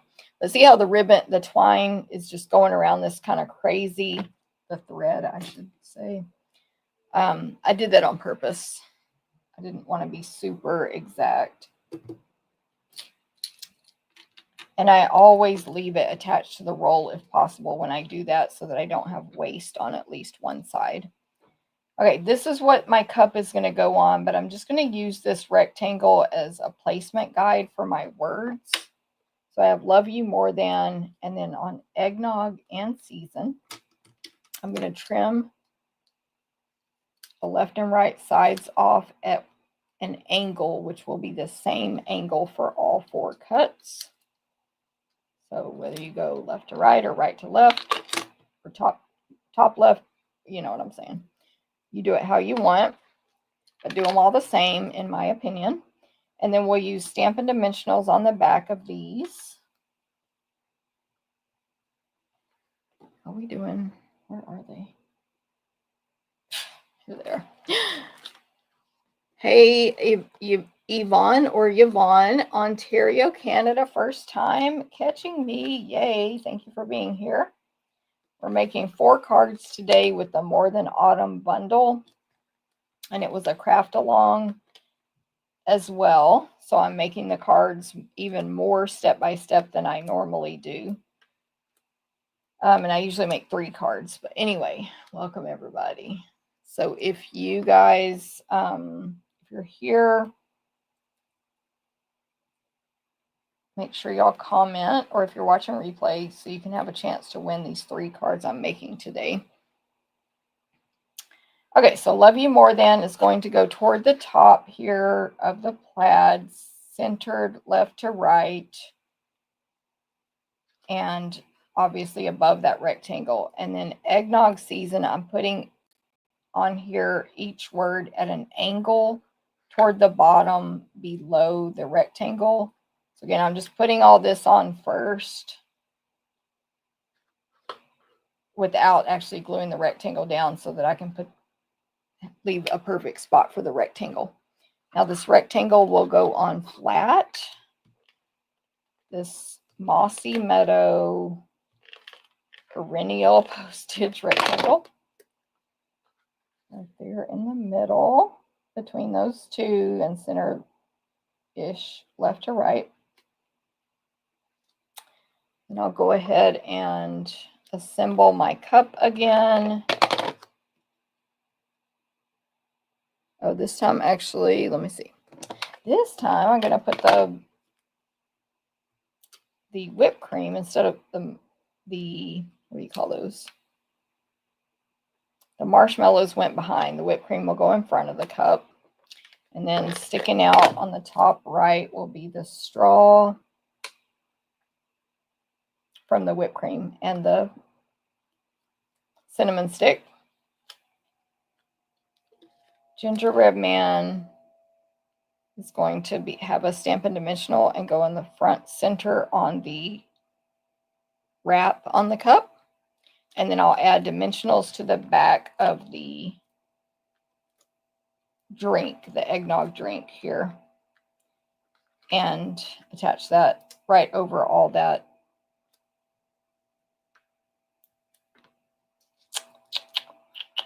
twine or thread.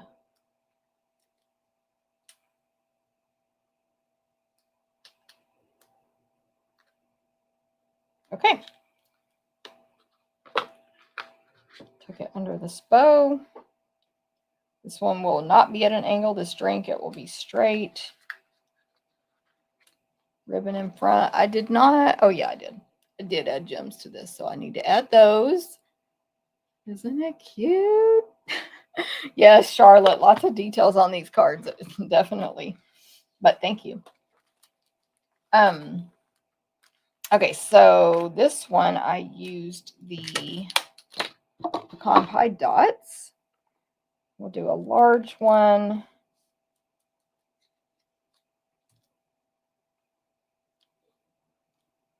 Down here on the plaid paper near the word season, and then add a small one in that area as well. Having trouble getting my dots on my take your pick tool today. Okay, and then one more small one up here on the top left, kind of below or near the word love. There we go. So that's the card. You write your special note right here, and your person can display the card like this or like this, however they want to display it. Here's the original card. Oh my goodness, Brittany just jumped up here again. Did y'all hear her? She made her little that meowy sound. Okay, card number 2. Card 2. Only 2 to go. All right, next up. Next up, it will be card 3. Obviously. Card 3. Right here, another fun fold. Throw my jacket back on. I'm hot, cold, hot, cold. Love the colors on the eggnog card. Thank you, Charlotte. Cute card. This is a favorite bundle, Lori. I love it. Thank you, Corinne. Thank you. I appreciate that, y'all. Okay, card number 3. Thanks, Robin. This card base, we did score for y'all if you took the class because it was easier to mail it, fold it in half. So we went ahead and did both score marks. So this is 4 1/4 by 11 Cajun Craze. So it'll be a landscape direction card. And it was scored in the middle at 5 1/2 and then at 1 1/2. So what you're going to do is fold it in half, and then on the 1 1/2 inch mark, which will be on the front of the card, fold that backwards away or toward the left. I've made this kind of card many times, but you may not have seen it before. And then we will have a piece, a square to go on top of that. In this case, it's 4 1/4, a 4 1/4 Cajun Craze. And that's going to end up being right in the middle front of this card. So we'll attach it to that flap and the card will open real special like that. So that's why it's folded that way. That is your card base. So we'll just set that aside for a minute.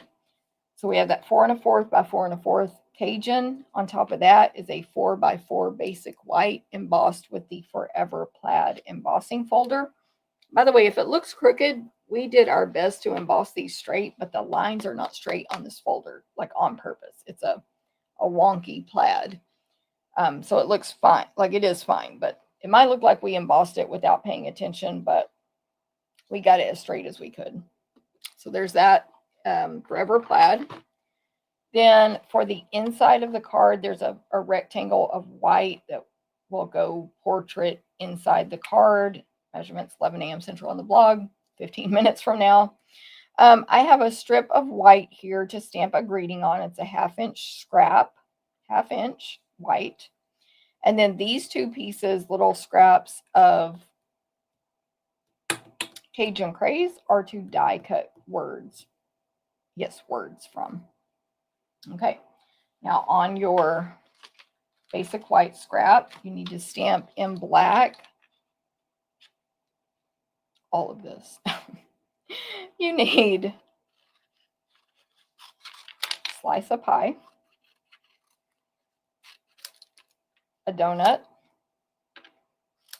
whipped cream, 2 whipped creams actually, 2 whipped creams,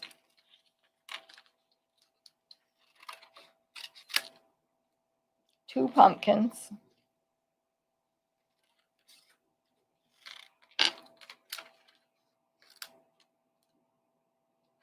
and a cup, of course. I think that's it.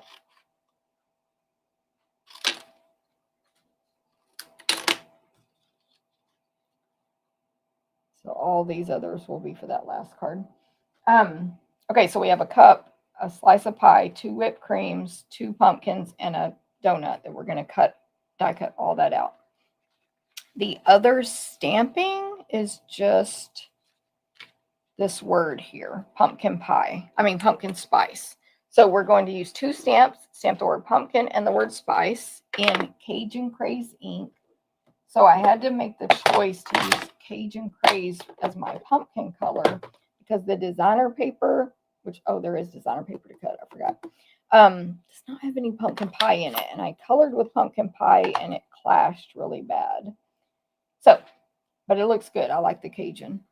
Okay, so we're going to stamp one word here, or one phrase, pumpkin spice. So I'm going to go not all the way to the left with pumpkin because I'm going to cut the end off. And then I'll stamp the word spice next to it. You know, a little tiny bit of space between to make it 2 words. And then cut that the same way you just cut the words on the last card at an angle, same angle on each end. So pumpkin spice is what this card, that's one of the words on this card. Okay, I need to die cut all this stuff out from the larger scrap of Cajun cardstock. We're cutting season. And from the smaller one, we're cutting latte.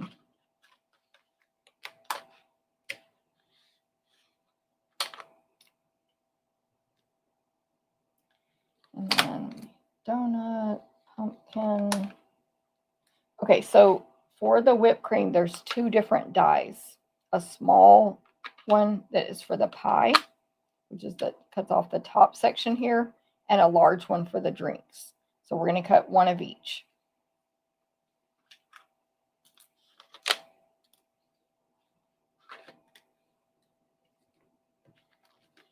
I think I'm stamping on the inside as well, so I will do that later. These cards are very involved. I didn't do that on purpose. Just as they were getting designed, that's how they were coming out. So, hopefully you like it. Hopefully you like it. Okay, I'm going to grab some, bye Robin, work call, dryer sheet here. And scissors. I keep putting away in the kneading almost immediately. I'm going to make that a little bigger so I can put latte on here as well. This is an unscented dryer sheet, in case I didn't say that earlier. Unscented, very important, because if it's scented, it might, it most likely will leave a terrible residue on your die cut machine that you'll have to go scrub off with soap and hot water. Dryer sheet goes on bottom. I don't like that. Dryer sheet goes on bottom. And this is just for intricate dies to catch all the excess paper. Hopefully, knock on wood, from sticking inside your die, from sticking on your plate. See, nothing's in these dies. And hopefully when you peel it off, it'll stay on the sheet as well. But sometimes that doesn't work. It's fine. If not, it's fine. See? Season. Boom. Perfect. So there's the word season, cursive in Cajun Craze cardstock, and then latte.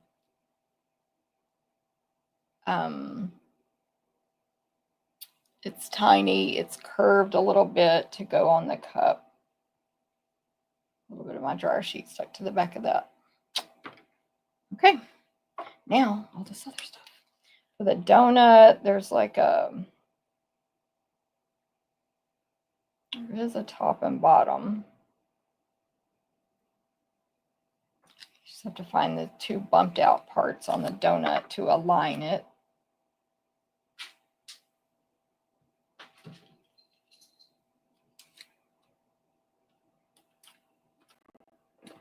What else? A little pumpkin up here. Long and skinny.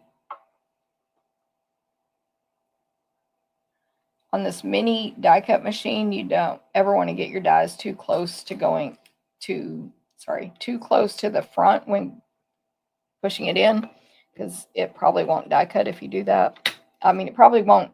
That's not the right word. It probably will not feed through if you do that.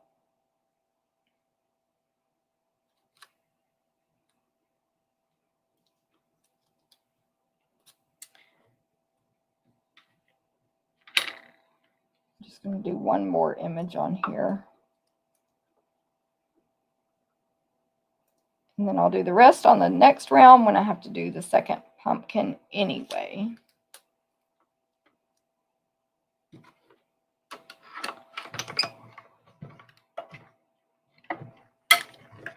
All right. Lori, there's no way to avoid these being detailed. Thank you, Lori. That's true. You know, you are right, because, yeah, the images in these cards, I mean, in the stamp set. So see how the donut is there?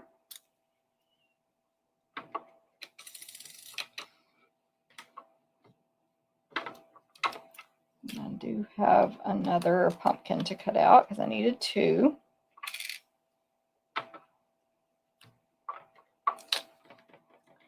I think the last card's probably the simplest. The order these cards are in are just the order that we packaged the packet, which was not thought out as far as the video, if that makes sense. So normally I'd probably actually do this one I'm doing right now last. I didn't cut that great. It's not great. Maybe I'll cut another one when I run the second round through. Okay, so I need the full whipped cream, a pumpkin,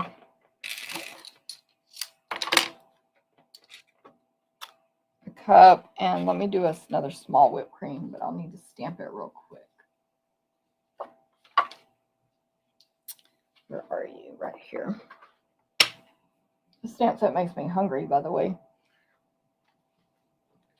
All kinds of foods I like in this.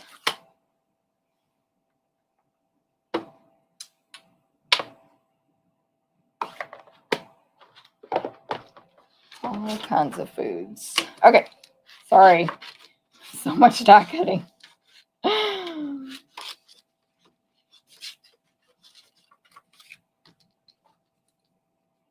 just gonna, I know we're not cutting that anyway, so I'll trim it down. Okay, let me align these. I apologize. Does anybody have a question I can talk about while I'm doing this? I keep forgetting the dryer sheet trick. Yes. Charlotte, you got to get, like, in my opinion, to remember it, you got to stick some near your die cutting area, basically. I have mine like a pack. Well, they're in a container now, but anyway, I have it literally right beside the machine I use daily.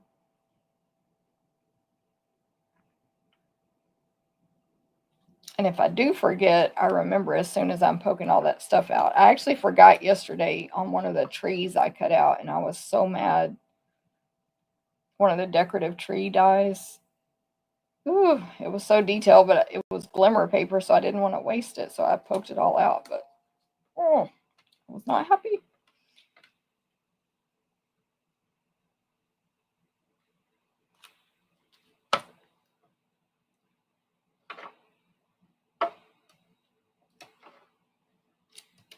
Okay, this is me hoping everything stayed in place.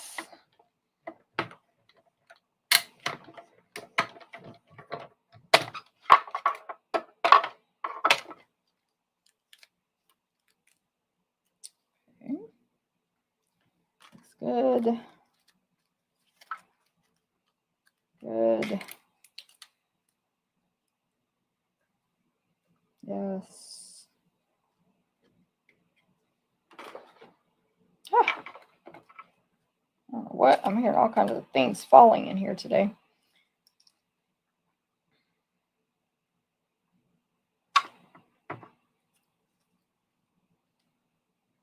That one is much better than that one I cut the first time. Much better. Okay. Woohoo. All right. Now I'll get the color. Donut, cake, or pie, pumpkins, and cup, I think.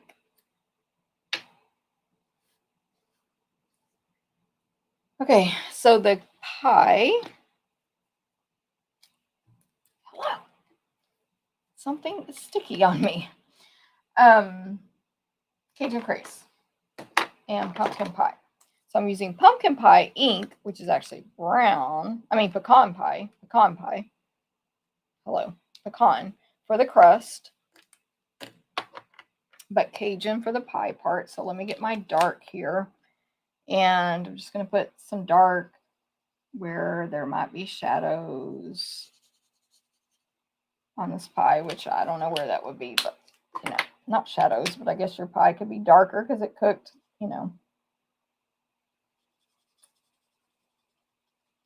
Who likes pumpkin pie, by the way? Ooh, next week is Thanksgiving. Happy Thanksgiving, everybody. I love pumpkin pie. So good. So good. So yeah, I'm going to try to do my live on Wednesday next week. I forgot to say that earlier. I mean, that is my plan unless everything goes crazy. That's what I'm going to do. Okay, so see, it's a little dark and light. Looks nice. And for the crust, I will do pecan on the little drawn details by Stampin' Up. I'll do dark, I should say, and then light pecan all over.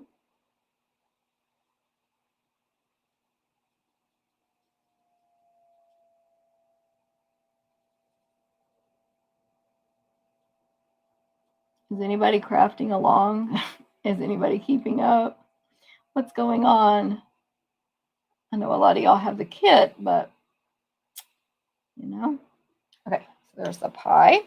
Then I also made this drink like I don't know, it's orange. I guess it's pumpkin flavor. So I'm going to look, my Cajun dark came apart like that.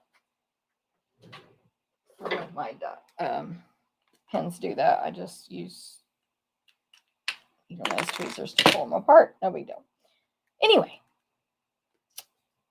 it's going to be this color, Cajun, the drink portion.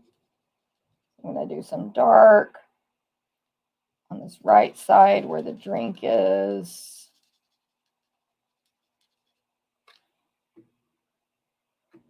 I don't know what that sticky is. And then light all over.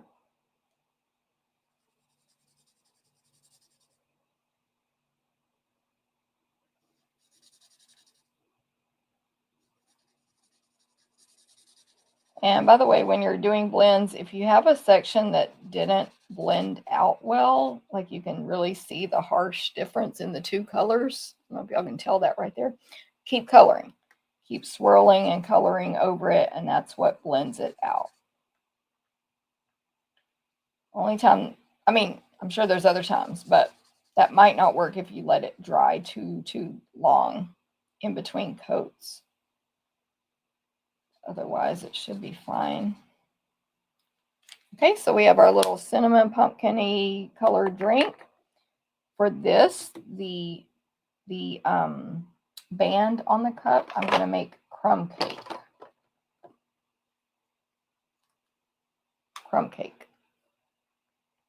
So I'm going to take some dark and put it on this right-hand side.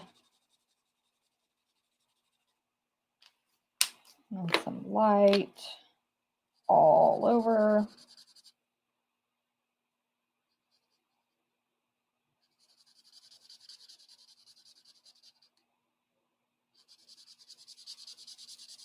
This is one I need to keep coloring because it didn't blend great the first time.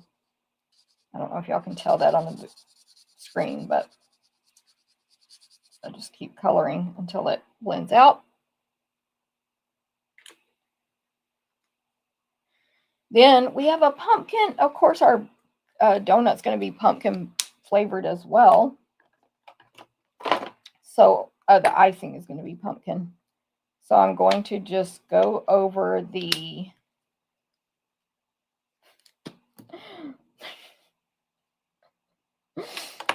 that's cracking me up. I swear this only happens one in every 50 blends I own. Go over the little sprinkles with the dark. They're the skinny line sprinkles. I have no clue what those are called. But they're not dots, they're lines. So that kind of sprinkle. Go over that with the dark Cajun, and then go over the icing portion with the light.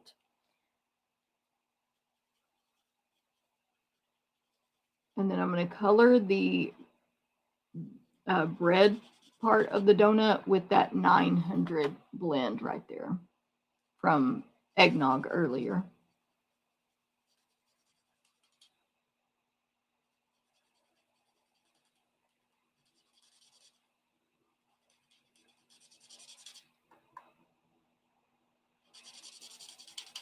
La, la, la, la.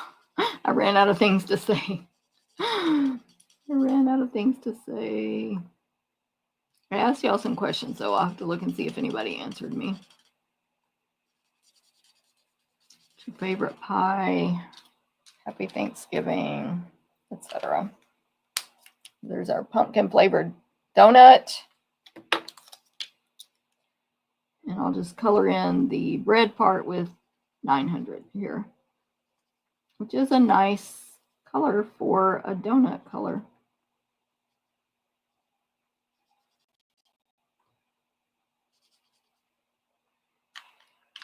Oh, I got to color the pumpkins too. There we go. Julie, did I get snow? No, ma'am, not in Texas. But you might be talking to somebody else. We did not get snow in Texas. We didn't. We got down to like 39, I think, which is cold to us. Don't get me wrong. The news was like, get your coats out. It's cold. Okay, pumpkins. My goodness. How do I forget that it does that every time? I'm going to add some dark at the top and bottom of these pumpkins just to be different. Dark Cajun.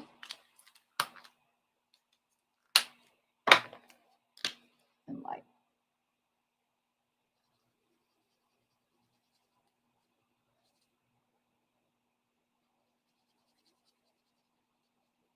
All right, almost ready to put this card together. Can y'all believe it?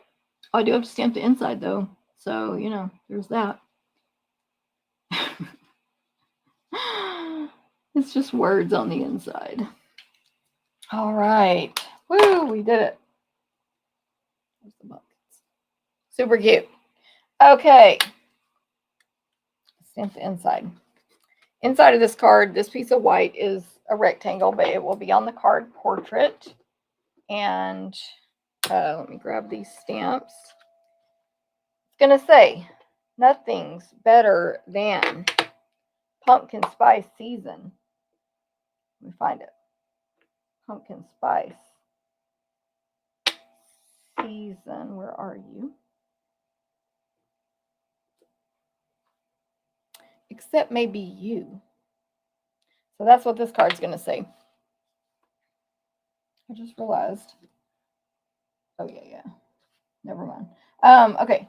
Let me clean these stamps because I don't know what color's on them.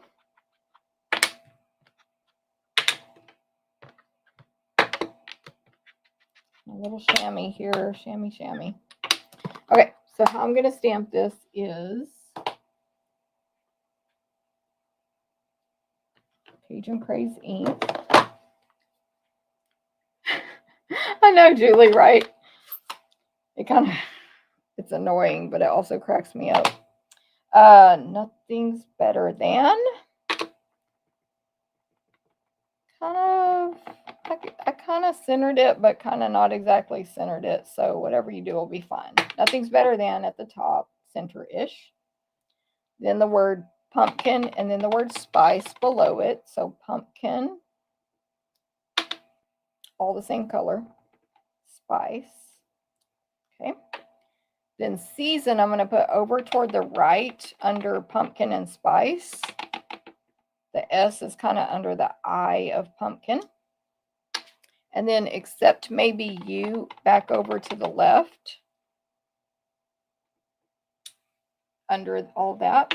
And then there's a little blank spot right there. And we're just going to attach one of these pumpkins that we die cut out and colored in flat right there in that blank space. Nothing's better than pumpkin spice season, except maybe you. Put a pumpkin there. I didn't want to stamp the pumpkin there because what if I messed it up? And I didn't put dimensionals on it purposely because it is on the inside of the card. Okay. Now to assemble this card,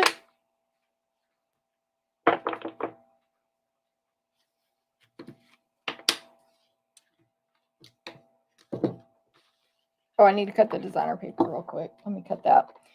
You need 2 pieces of designer paper that are, I believe, 2x4, but let me check.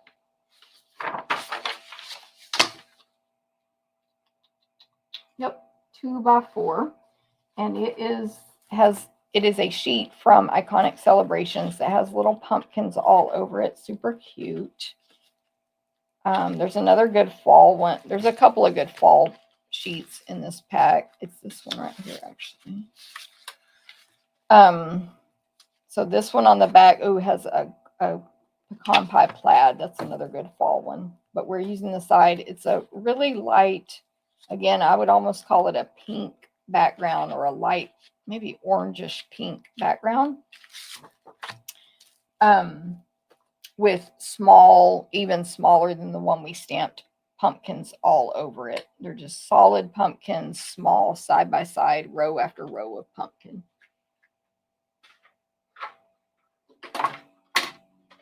You need 2 pieces that are 2x4, and they're going to go on the left and right side of the card, which is landscape. So we want the pumpkins going like this is a landscape piece with the pumpkins going across it. I think I can use this scrap here. Yep. So 2 pieces that are 2 inches by 4 inches. Portrait land pumpkins going across. Now, supposedly, I can put this card together. What do y'all think? Am I lying or not? Oh, actually, I might need that. Okay, so no clue what my instructions tell you to do first, but I'm going to put this designer paper on first. Again, this card is landscape.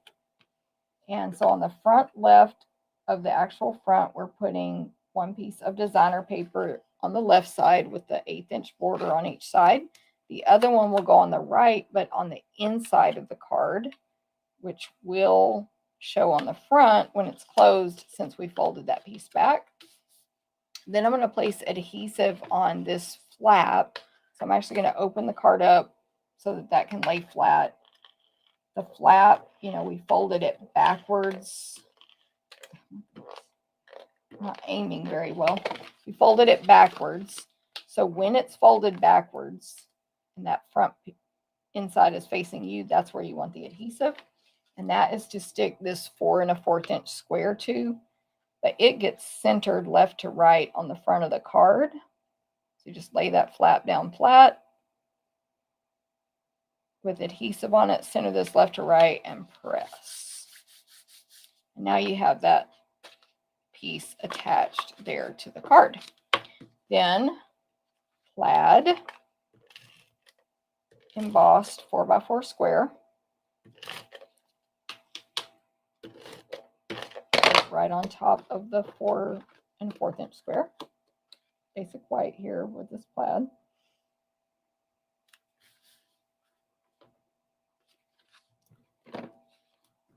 I'm going to go ahead and put this inside piece in there.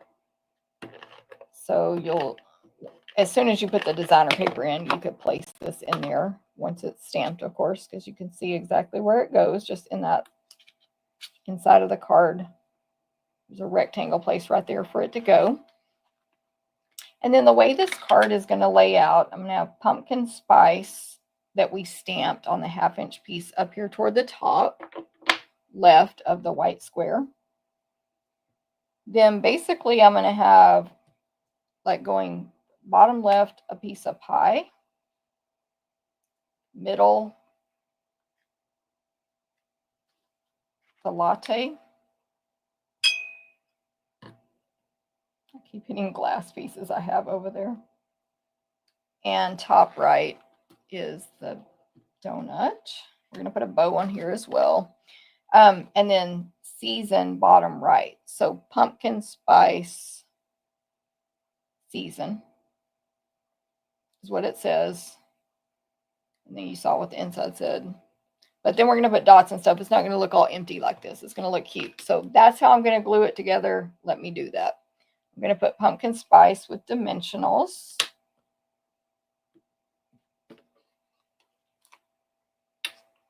The stamped pumpkin spice. Carol, no problem. This is a long video today, Carol. So you can still watch. When I put pumpkin spice on here with dimensionals, it's a little lower than the white part, and it's hanging off the left, even hanging off the Cajun square. I'm going to, of course, put my small whipped cream on top with a Stampin' Dimensional on top of the pie. And then, of course, the pie is going to go on here with dimensionals. The pie slice, which we turned into pumpkin. I was wondering what other types of pies people have made this into as well. I couldn't think of another one to do. Okay, let me assemble my little coffee cup. So I'll attach the whipped cream to the front like before.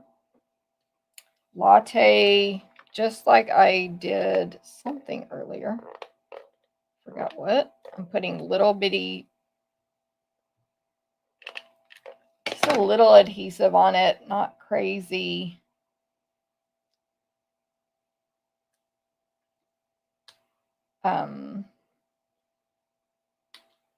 With the silicone craft sheet. If you have excess, you can remove that excess adhesive. Y'all know you can use liquid glue, of course, and or adhesive sheets also, or anything that works for you. Okay, then the little the other pumpkin that we stamped and colored and die cut out is going on there with a dimensional. And then that goes on the card. This whole thing goes on the card with a dimensionals.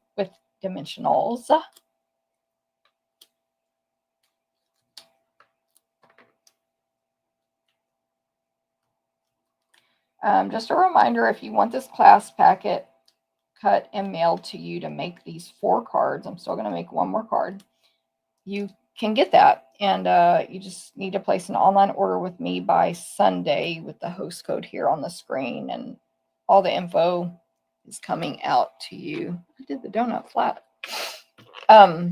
in email and all the stuff. And I talked about it earlier. Okay, the donut is flat at the top right here. Actually, the pumpkin pie is flat too. This was it. Okay, it's fine. If not, pumpkin pie is flat. It makes sense now why I would do that, because I usually don't pop up everything, and one thing is more the focal point, and in this case, it is the latte is the focal point. Okay, season, I'm going to attach flat. Again, silicone craft sheet and Stampin' Seal. You use what you like to do.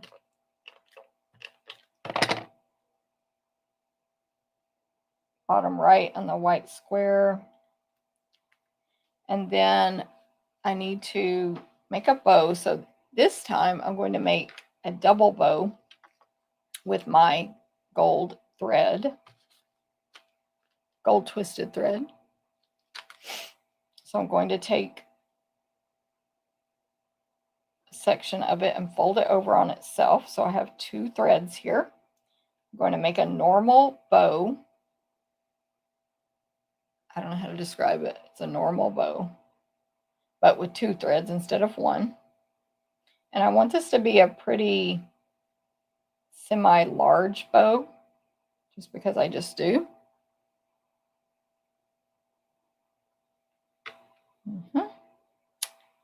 And then trim all the 4 tails here.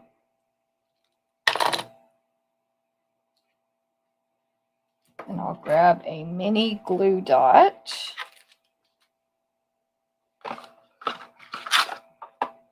So I'm not going to grab it. Oh, this one's almost empty. But y'all know I always tie the ribbon around it to keep me from unrolling the whole thing. Peel back the protective coating until you see 1 dot, and then fold that down so that it's flat. And then you can press really hard into the glue dot and pull it up, pull your embellishment up off the project. And this bow is going to go right at the base of that 3D pumpkin. And then, last but not least, are the embellishments.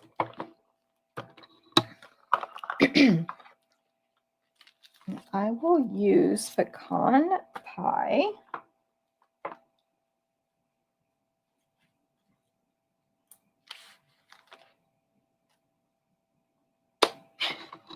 Pecan pie.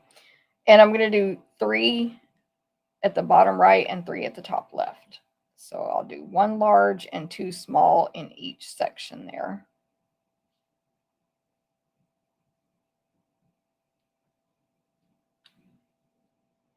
So a grouping of 3, but times 2, so 6 total.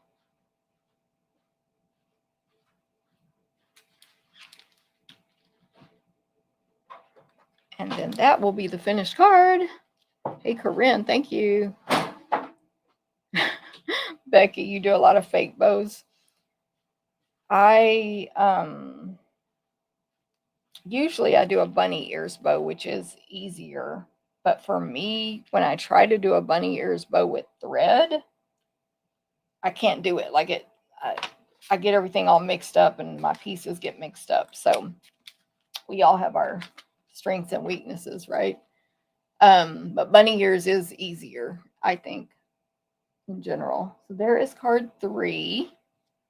Pumpkin spice season. Nothing's better than pumpkin spice season, except maybe you. Thank you, Shirley. And like Robin told y'all, you can have Wink of Stella on that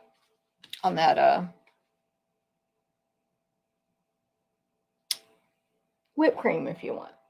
Okay, we do have one more card to go. This is the simplest one, but because we have die cutting and stuff, you know, it'll probably still take me a minute here. But card 4. We have a cherry cobbler card base. And for this one, it is a fun fold, but it's the easy one. So all we have to do is fold our card base in half with a bone folder. And then fold the front back all the way to the left in half with the bone folder.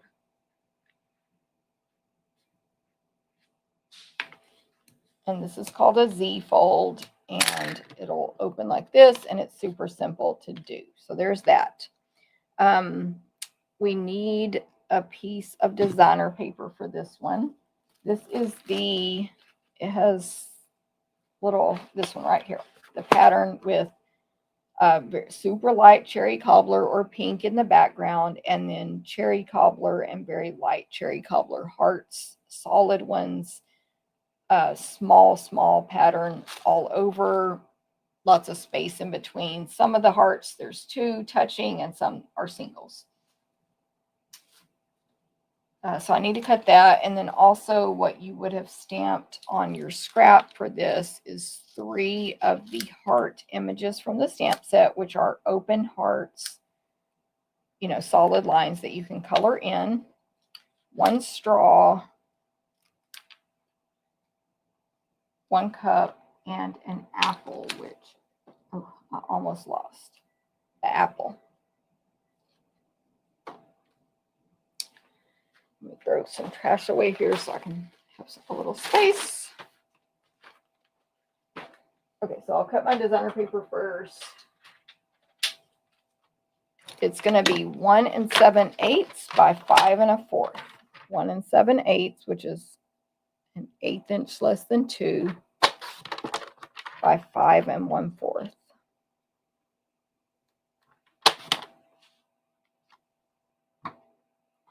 I have to fix something on my screen real quick.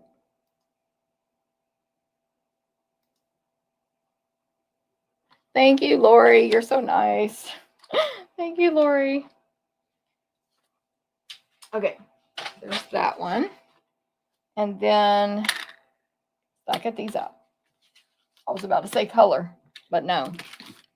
Let's don't color. Let's die cut these out, and then I'll tell you about the inside of the card. I mean, the other pieces, not the inside. Well, I don't know what I'm saying. Although I do have to stamp something on the inside, but, Yeah, I'm going to have to run this through 3 times with this heart. Hello? So we have a straw.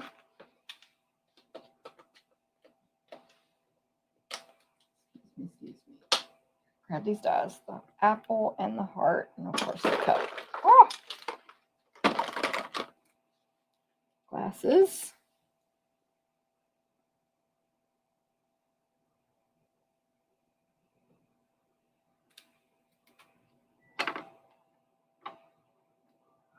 This is where I need to borrow Landa's dies so I can have 2 sets. Cut 2 hearts at one time.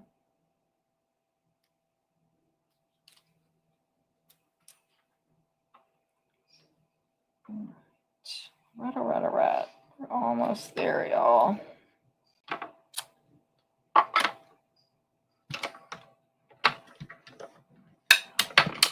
Tonight is my Team Zoom crafting night, and I'm hoping to work on the rest of my bingo projects on that, or while we're doing that. But we just get together once a month and chit chat on Zoom. Everybody works on anything they want. We talk about random stuff. We seem to talk about TV shows a lot and like jury duty. I don't know. We talk about weird stuff. Not weird, but you know what I mean. Random things though. Anyway, it's a lot of fun. So if you don't have a team, you should consider joining mine. We are fun. And we are also getting ready for our Christmas party coming up, but it's another story. Yeah, we have Team Zoom crafting night tonight. So I have that to look forward to.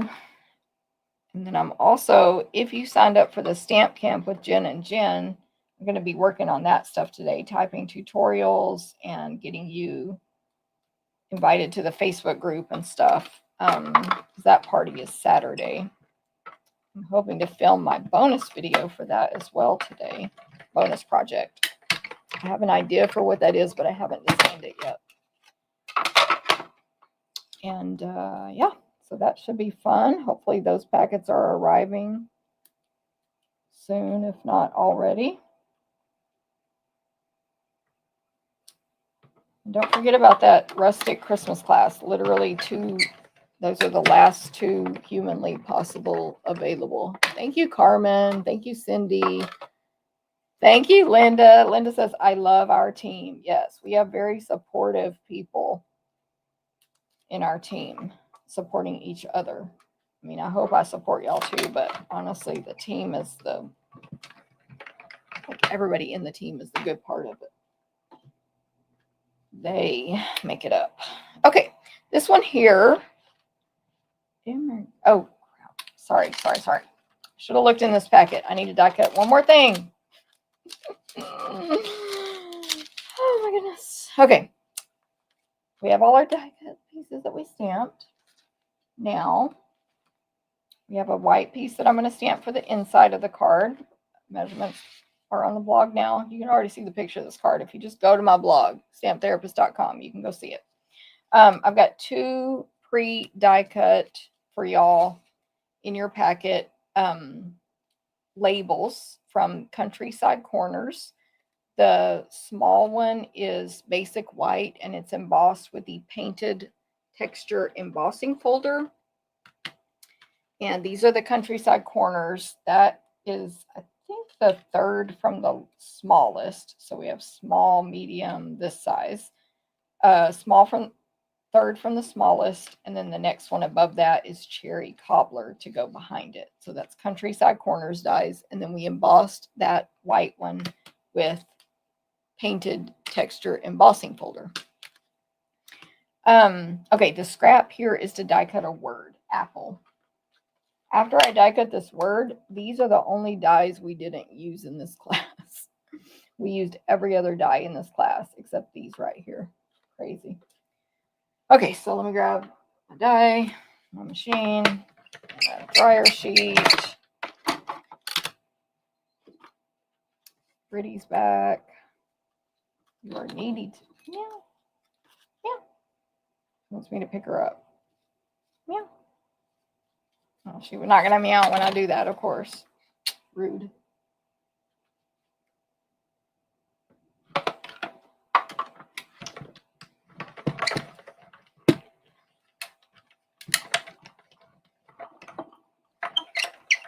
You gonna meow?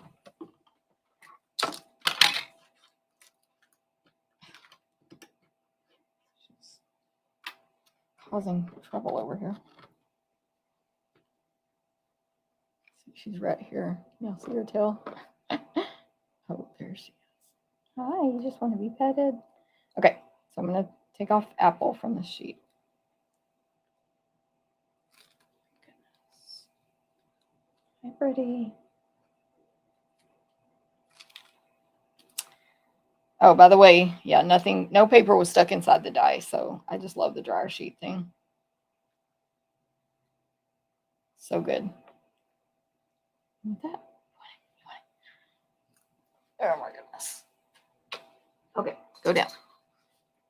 We're almost done, Brittany. She's like, your video's taking too long. This is not usual. I mean, it's usual that they take long, but not that long. Okay, one more thing to stamp, and then I'll color these in, and we'll get it put together. When you make a Z-fold card, usually you put something on the inside, bottom right, or maybe down the side, or some designer paper, something. Down here on the bottom right of this white piece, we're going to stamp the word cider. So we already have the word apple, so we die cut it out. Now I'm going to grab my Cherry Cobbler ink pad and stamp cider. And I'm going to stamp it a few times. Grab a scrap here. Just going to put paper under it to make it easier. So I'm going to stamp it. Looking at my sample there, and then again without re-inking. So I'm basically stamping, and this time I'm going to stamp it off on scratch paper first. And stamp it. I'm stamping it back and forth, light, dark, light, dark.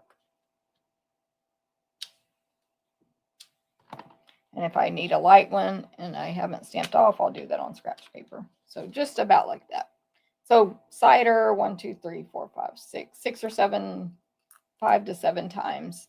Bottom right corner, some stamped off, some not. And this card's going to say apple cider. There you go. I did not put any words on the inside, but you could. You definitely could. Okay, so coloring on this one, I'm going to use, what am I going to use? Cherry Cobbler blends, Dark Mossy Meadow blends, and Crumb Cake blends. I can find the other one. There it is. Okay, so Cherry Cobbler is for the apple, the hearts, and the drink. It's all going to be Cherry Cobbler. I'm a hot mess today. Ink on me, all kinds of things going on. Okay, so I'll put some dark Cherry Cobbler on the left side of the hearts and the apple. Just to add that definition, shading, whatever you want to call it. Also, I'm going to use dark Cherry Cobbler on the stripes, like every other white, red stripes of the straw. Oh, I'm not going to put that lid on tight because I'm going to use it again on the drink. Okay, light here.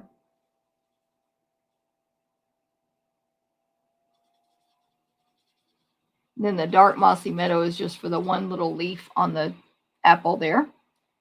By the way, someone earlier was mentioning how versatile this set was.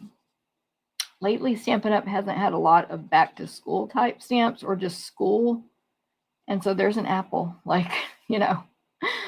And this would make a great set with gift card holders. The stamp set would make great gift card holders because a lot of us like to give Starbucks gift cards. So, you know, you could make a gift card holder with a cup on it. That would be super cute to theme it with Starbucks gift card or whatever your coffee shop is.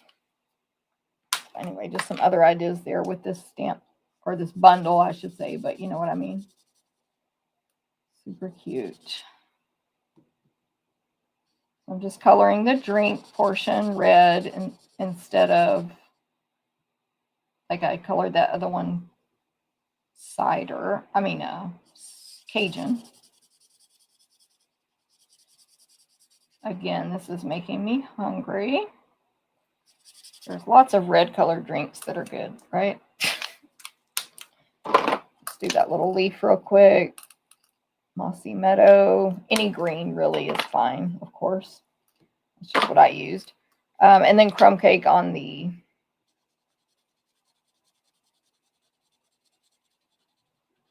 wrap, the paper wrap around the cup.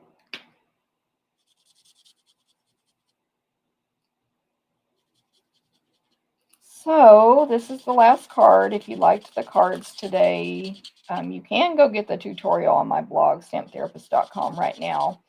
But you can get this whole class packet free, cut, ready, or cut and mailed to you by, it will be mailed next Friday as long as you order online by Sunday with the host code that's on the screen now.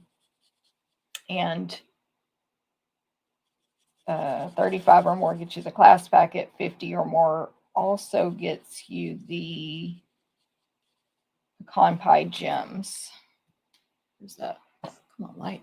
This light is giving me trouble again. If y'all remember that from last week, but I completely forgot about it until I was 2 seconds from going live and it blinked and I was like, oh yeah, I forgot that light, because I don't turn these lights on unless I'm doing a video. So, okay, I'm going to attach my designer paper to this front left flap. How we doing over here? I couldn't find the countryside corner dies the other day on the website. Ooh, Corinne, I think they're there. I'll look. I will look. I thought you meant we're going to say in your house, because I have a friend who also couldn't find hers in her house. That's another story. How we lose stuff. Countryside.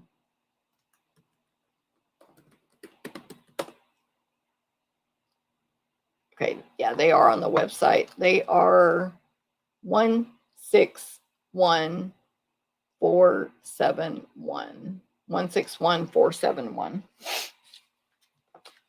It is all one word, Countryside. sometimes I get messed up from I spell things different than what they spell things. Okay, I'm putting this white piece on the inside of the card. And then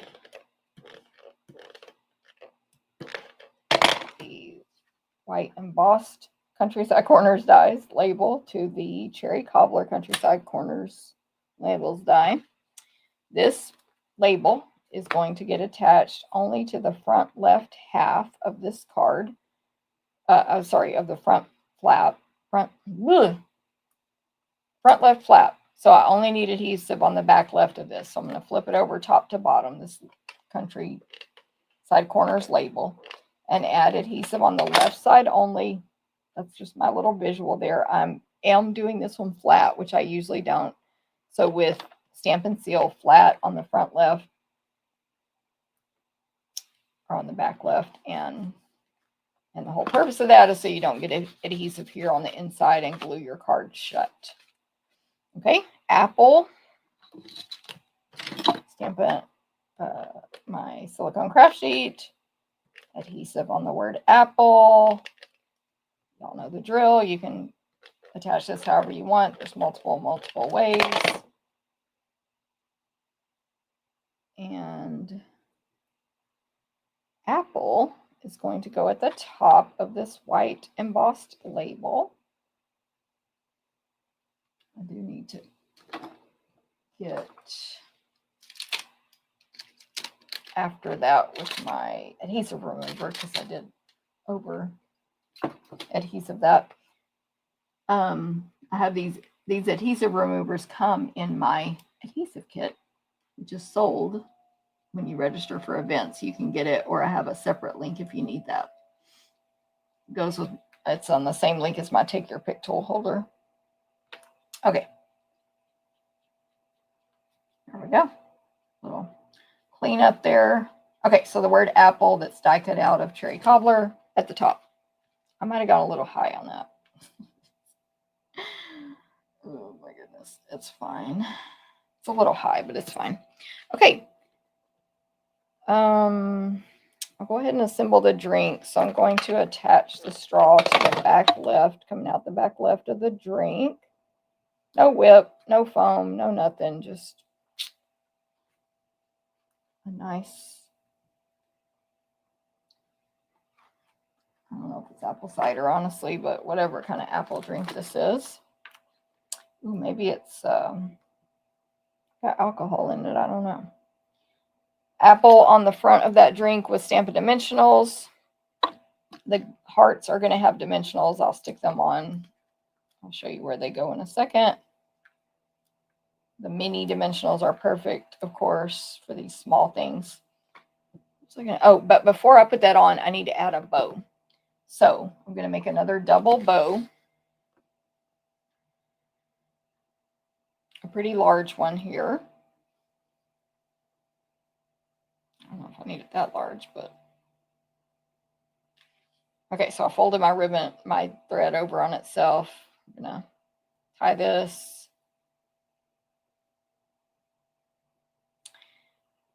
I want it pretty large. That's good. Because it's going to go under the cup. So I want it to show really well. It's a pretty large bow. I'll trim all my loose ends here. Then the bow, I might be out of glue dots here. Yes, I am. I have some other ones over here I'll use. These are my designing glue dots. See how I tie that ribbon around, fold it back, bend. Beautiful.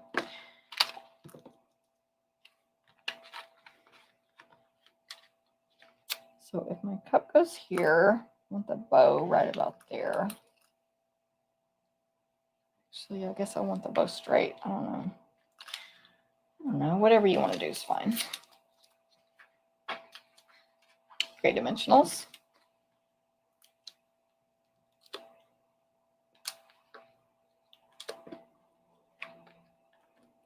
I just secured down the straw with a dimensional, but you could trim down a dimensional skinnier to put on the back of the straw as well.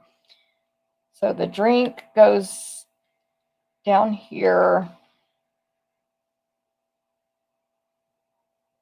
over the bow.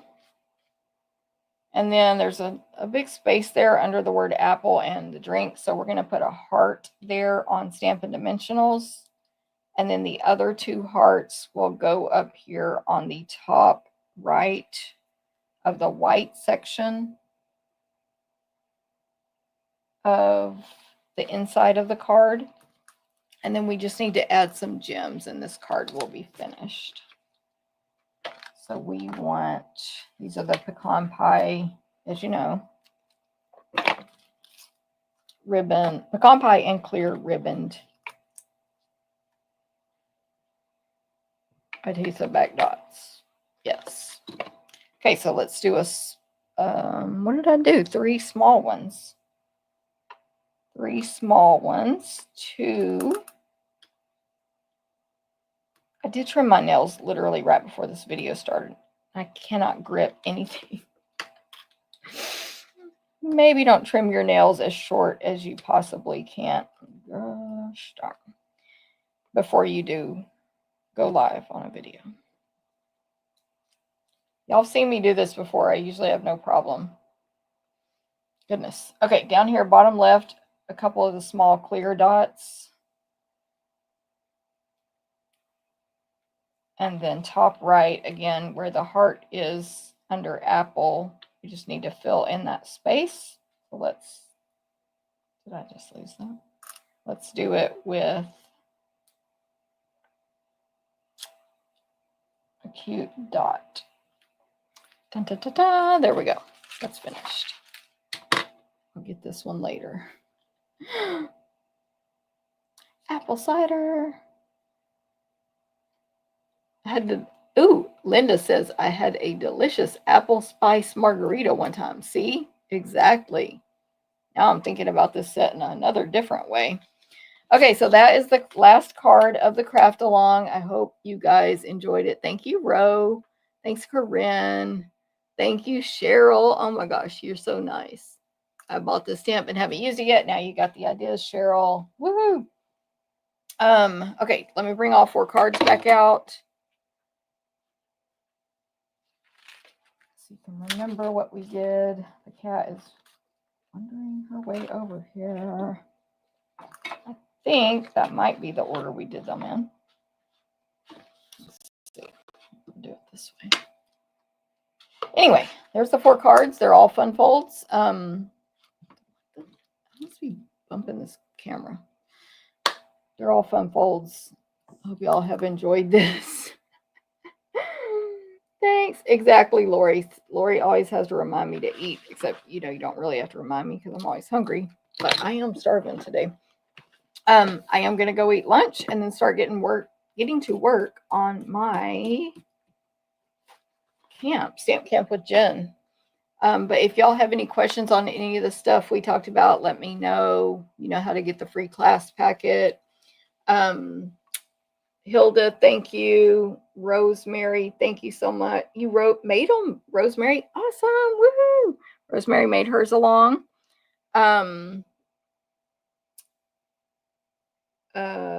Sorry, Corinne, thank you. Lori, thank you. I was going to go back up and tell y'all, or like prove to y'all that Linda said she loves our team. So just FYI, our team is really awesome. Thanks, Carmen and Cindy and Lori and Becky and Shirley and Carol. Deb, thank you very much. Okay, well, I am going to go eat. I appreciate y'all sticking with me for almost 3 hours, basically. And I will update about next week, but I'm hoping to go live on Wednesday. Okay, so have a good week. I'll see y'all later. Bye.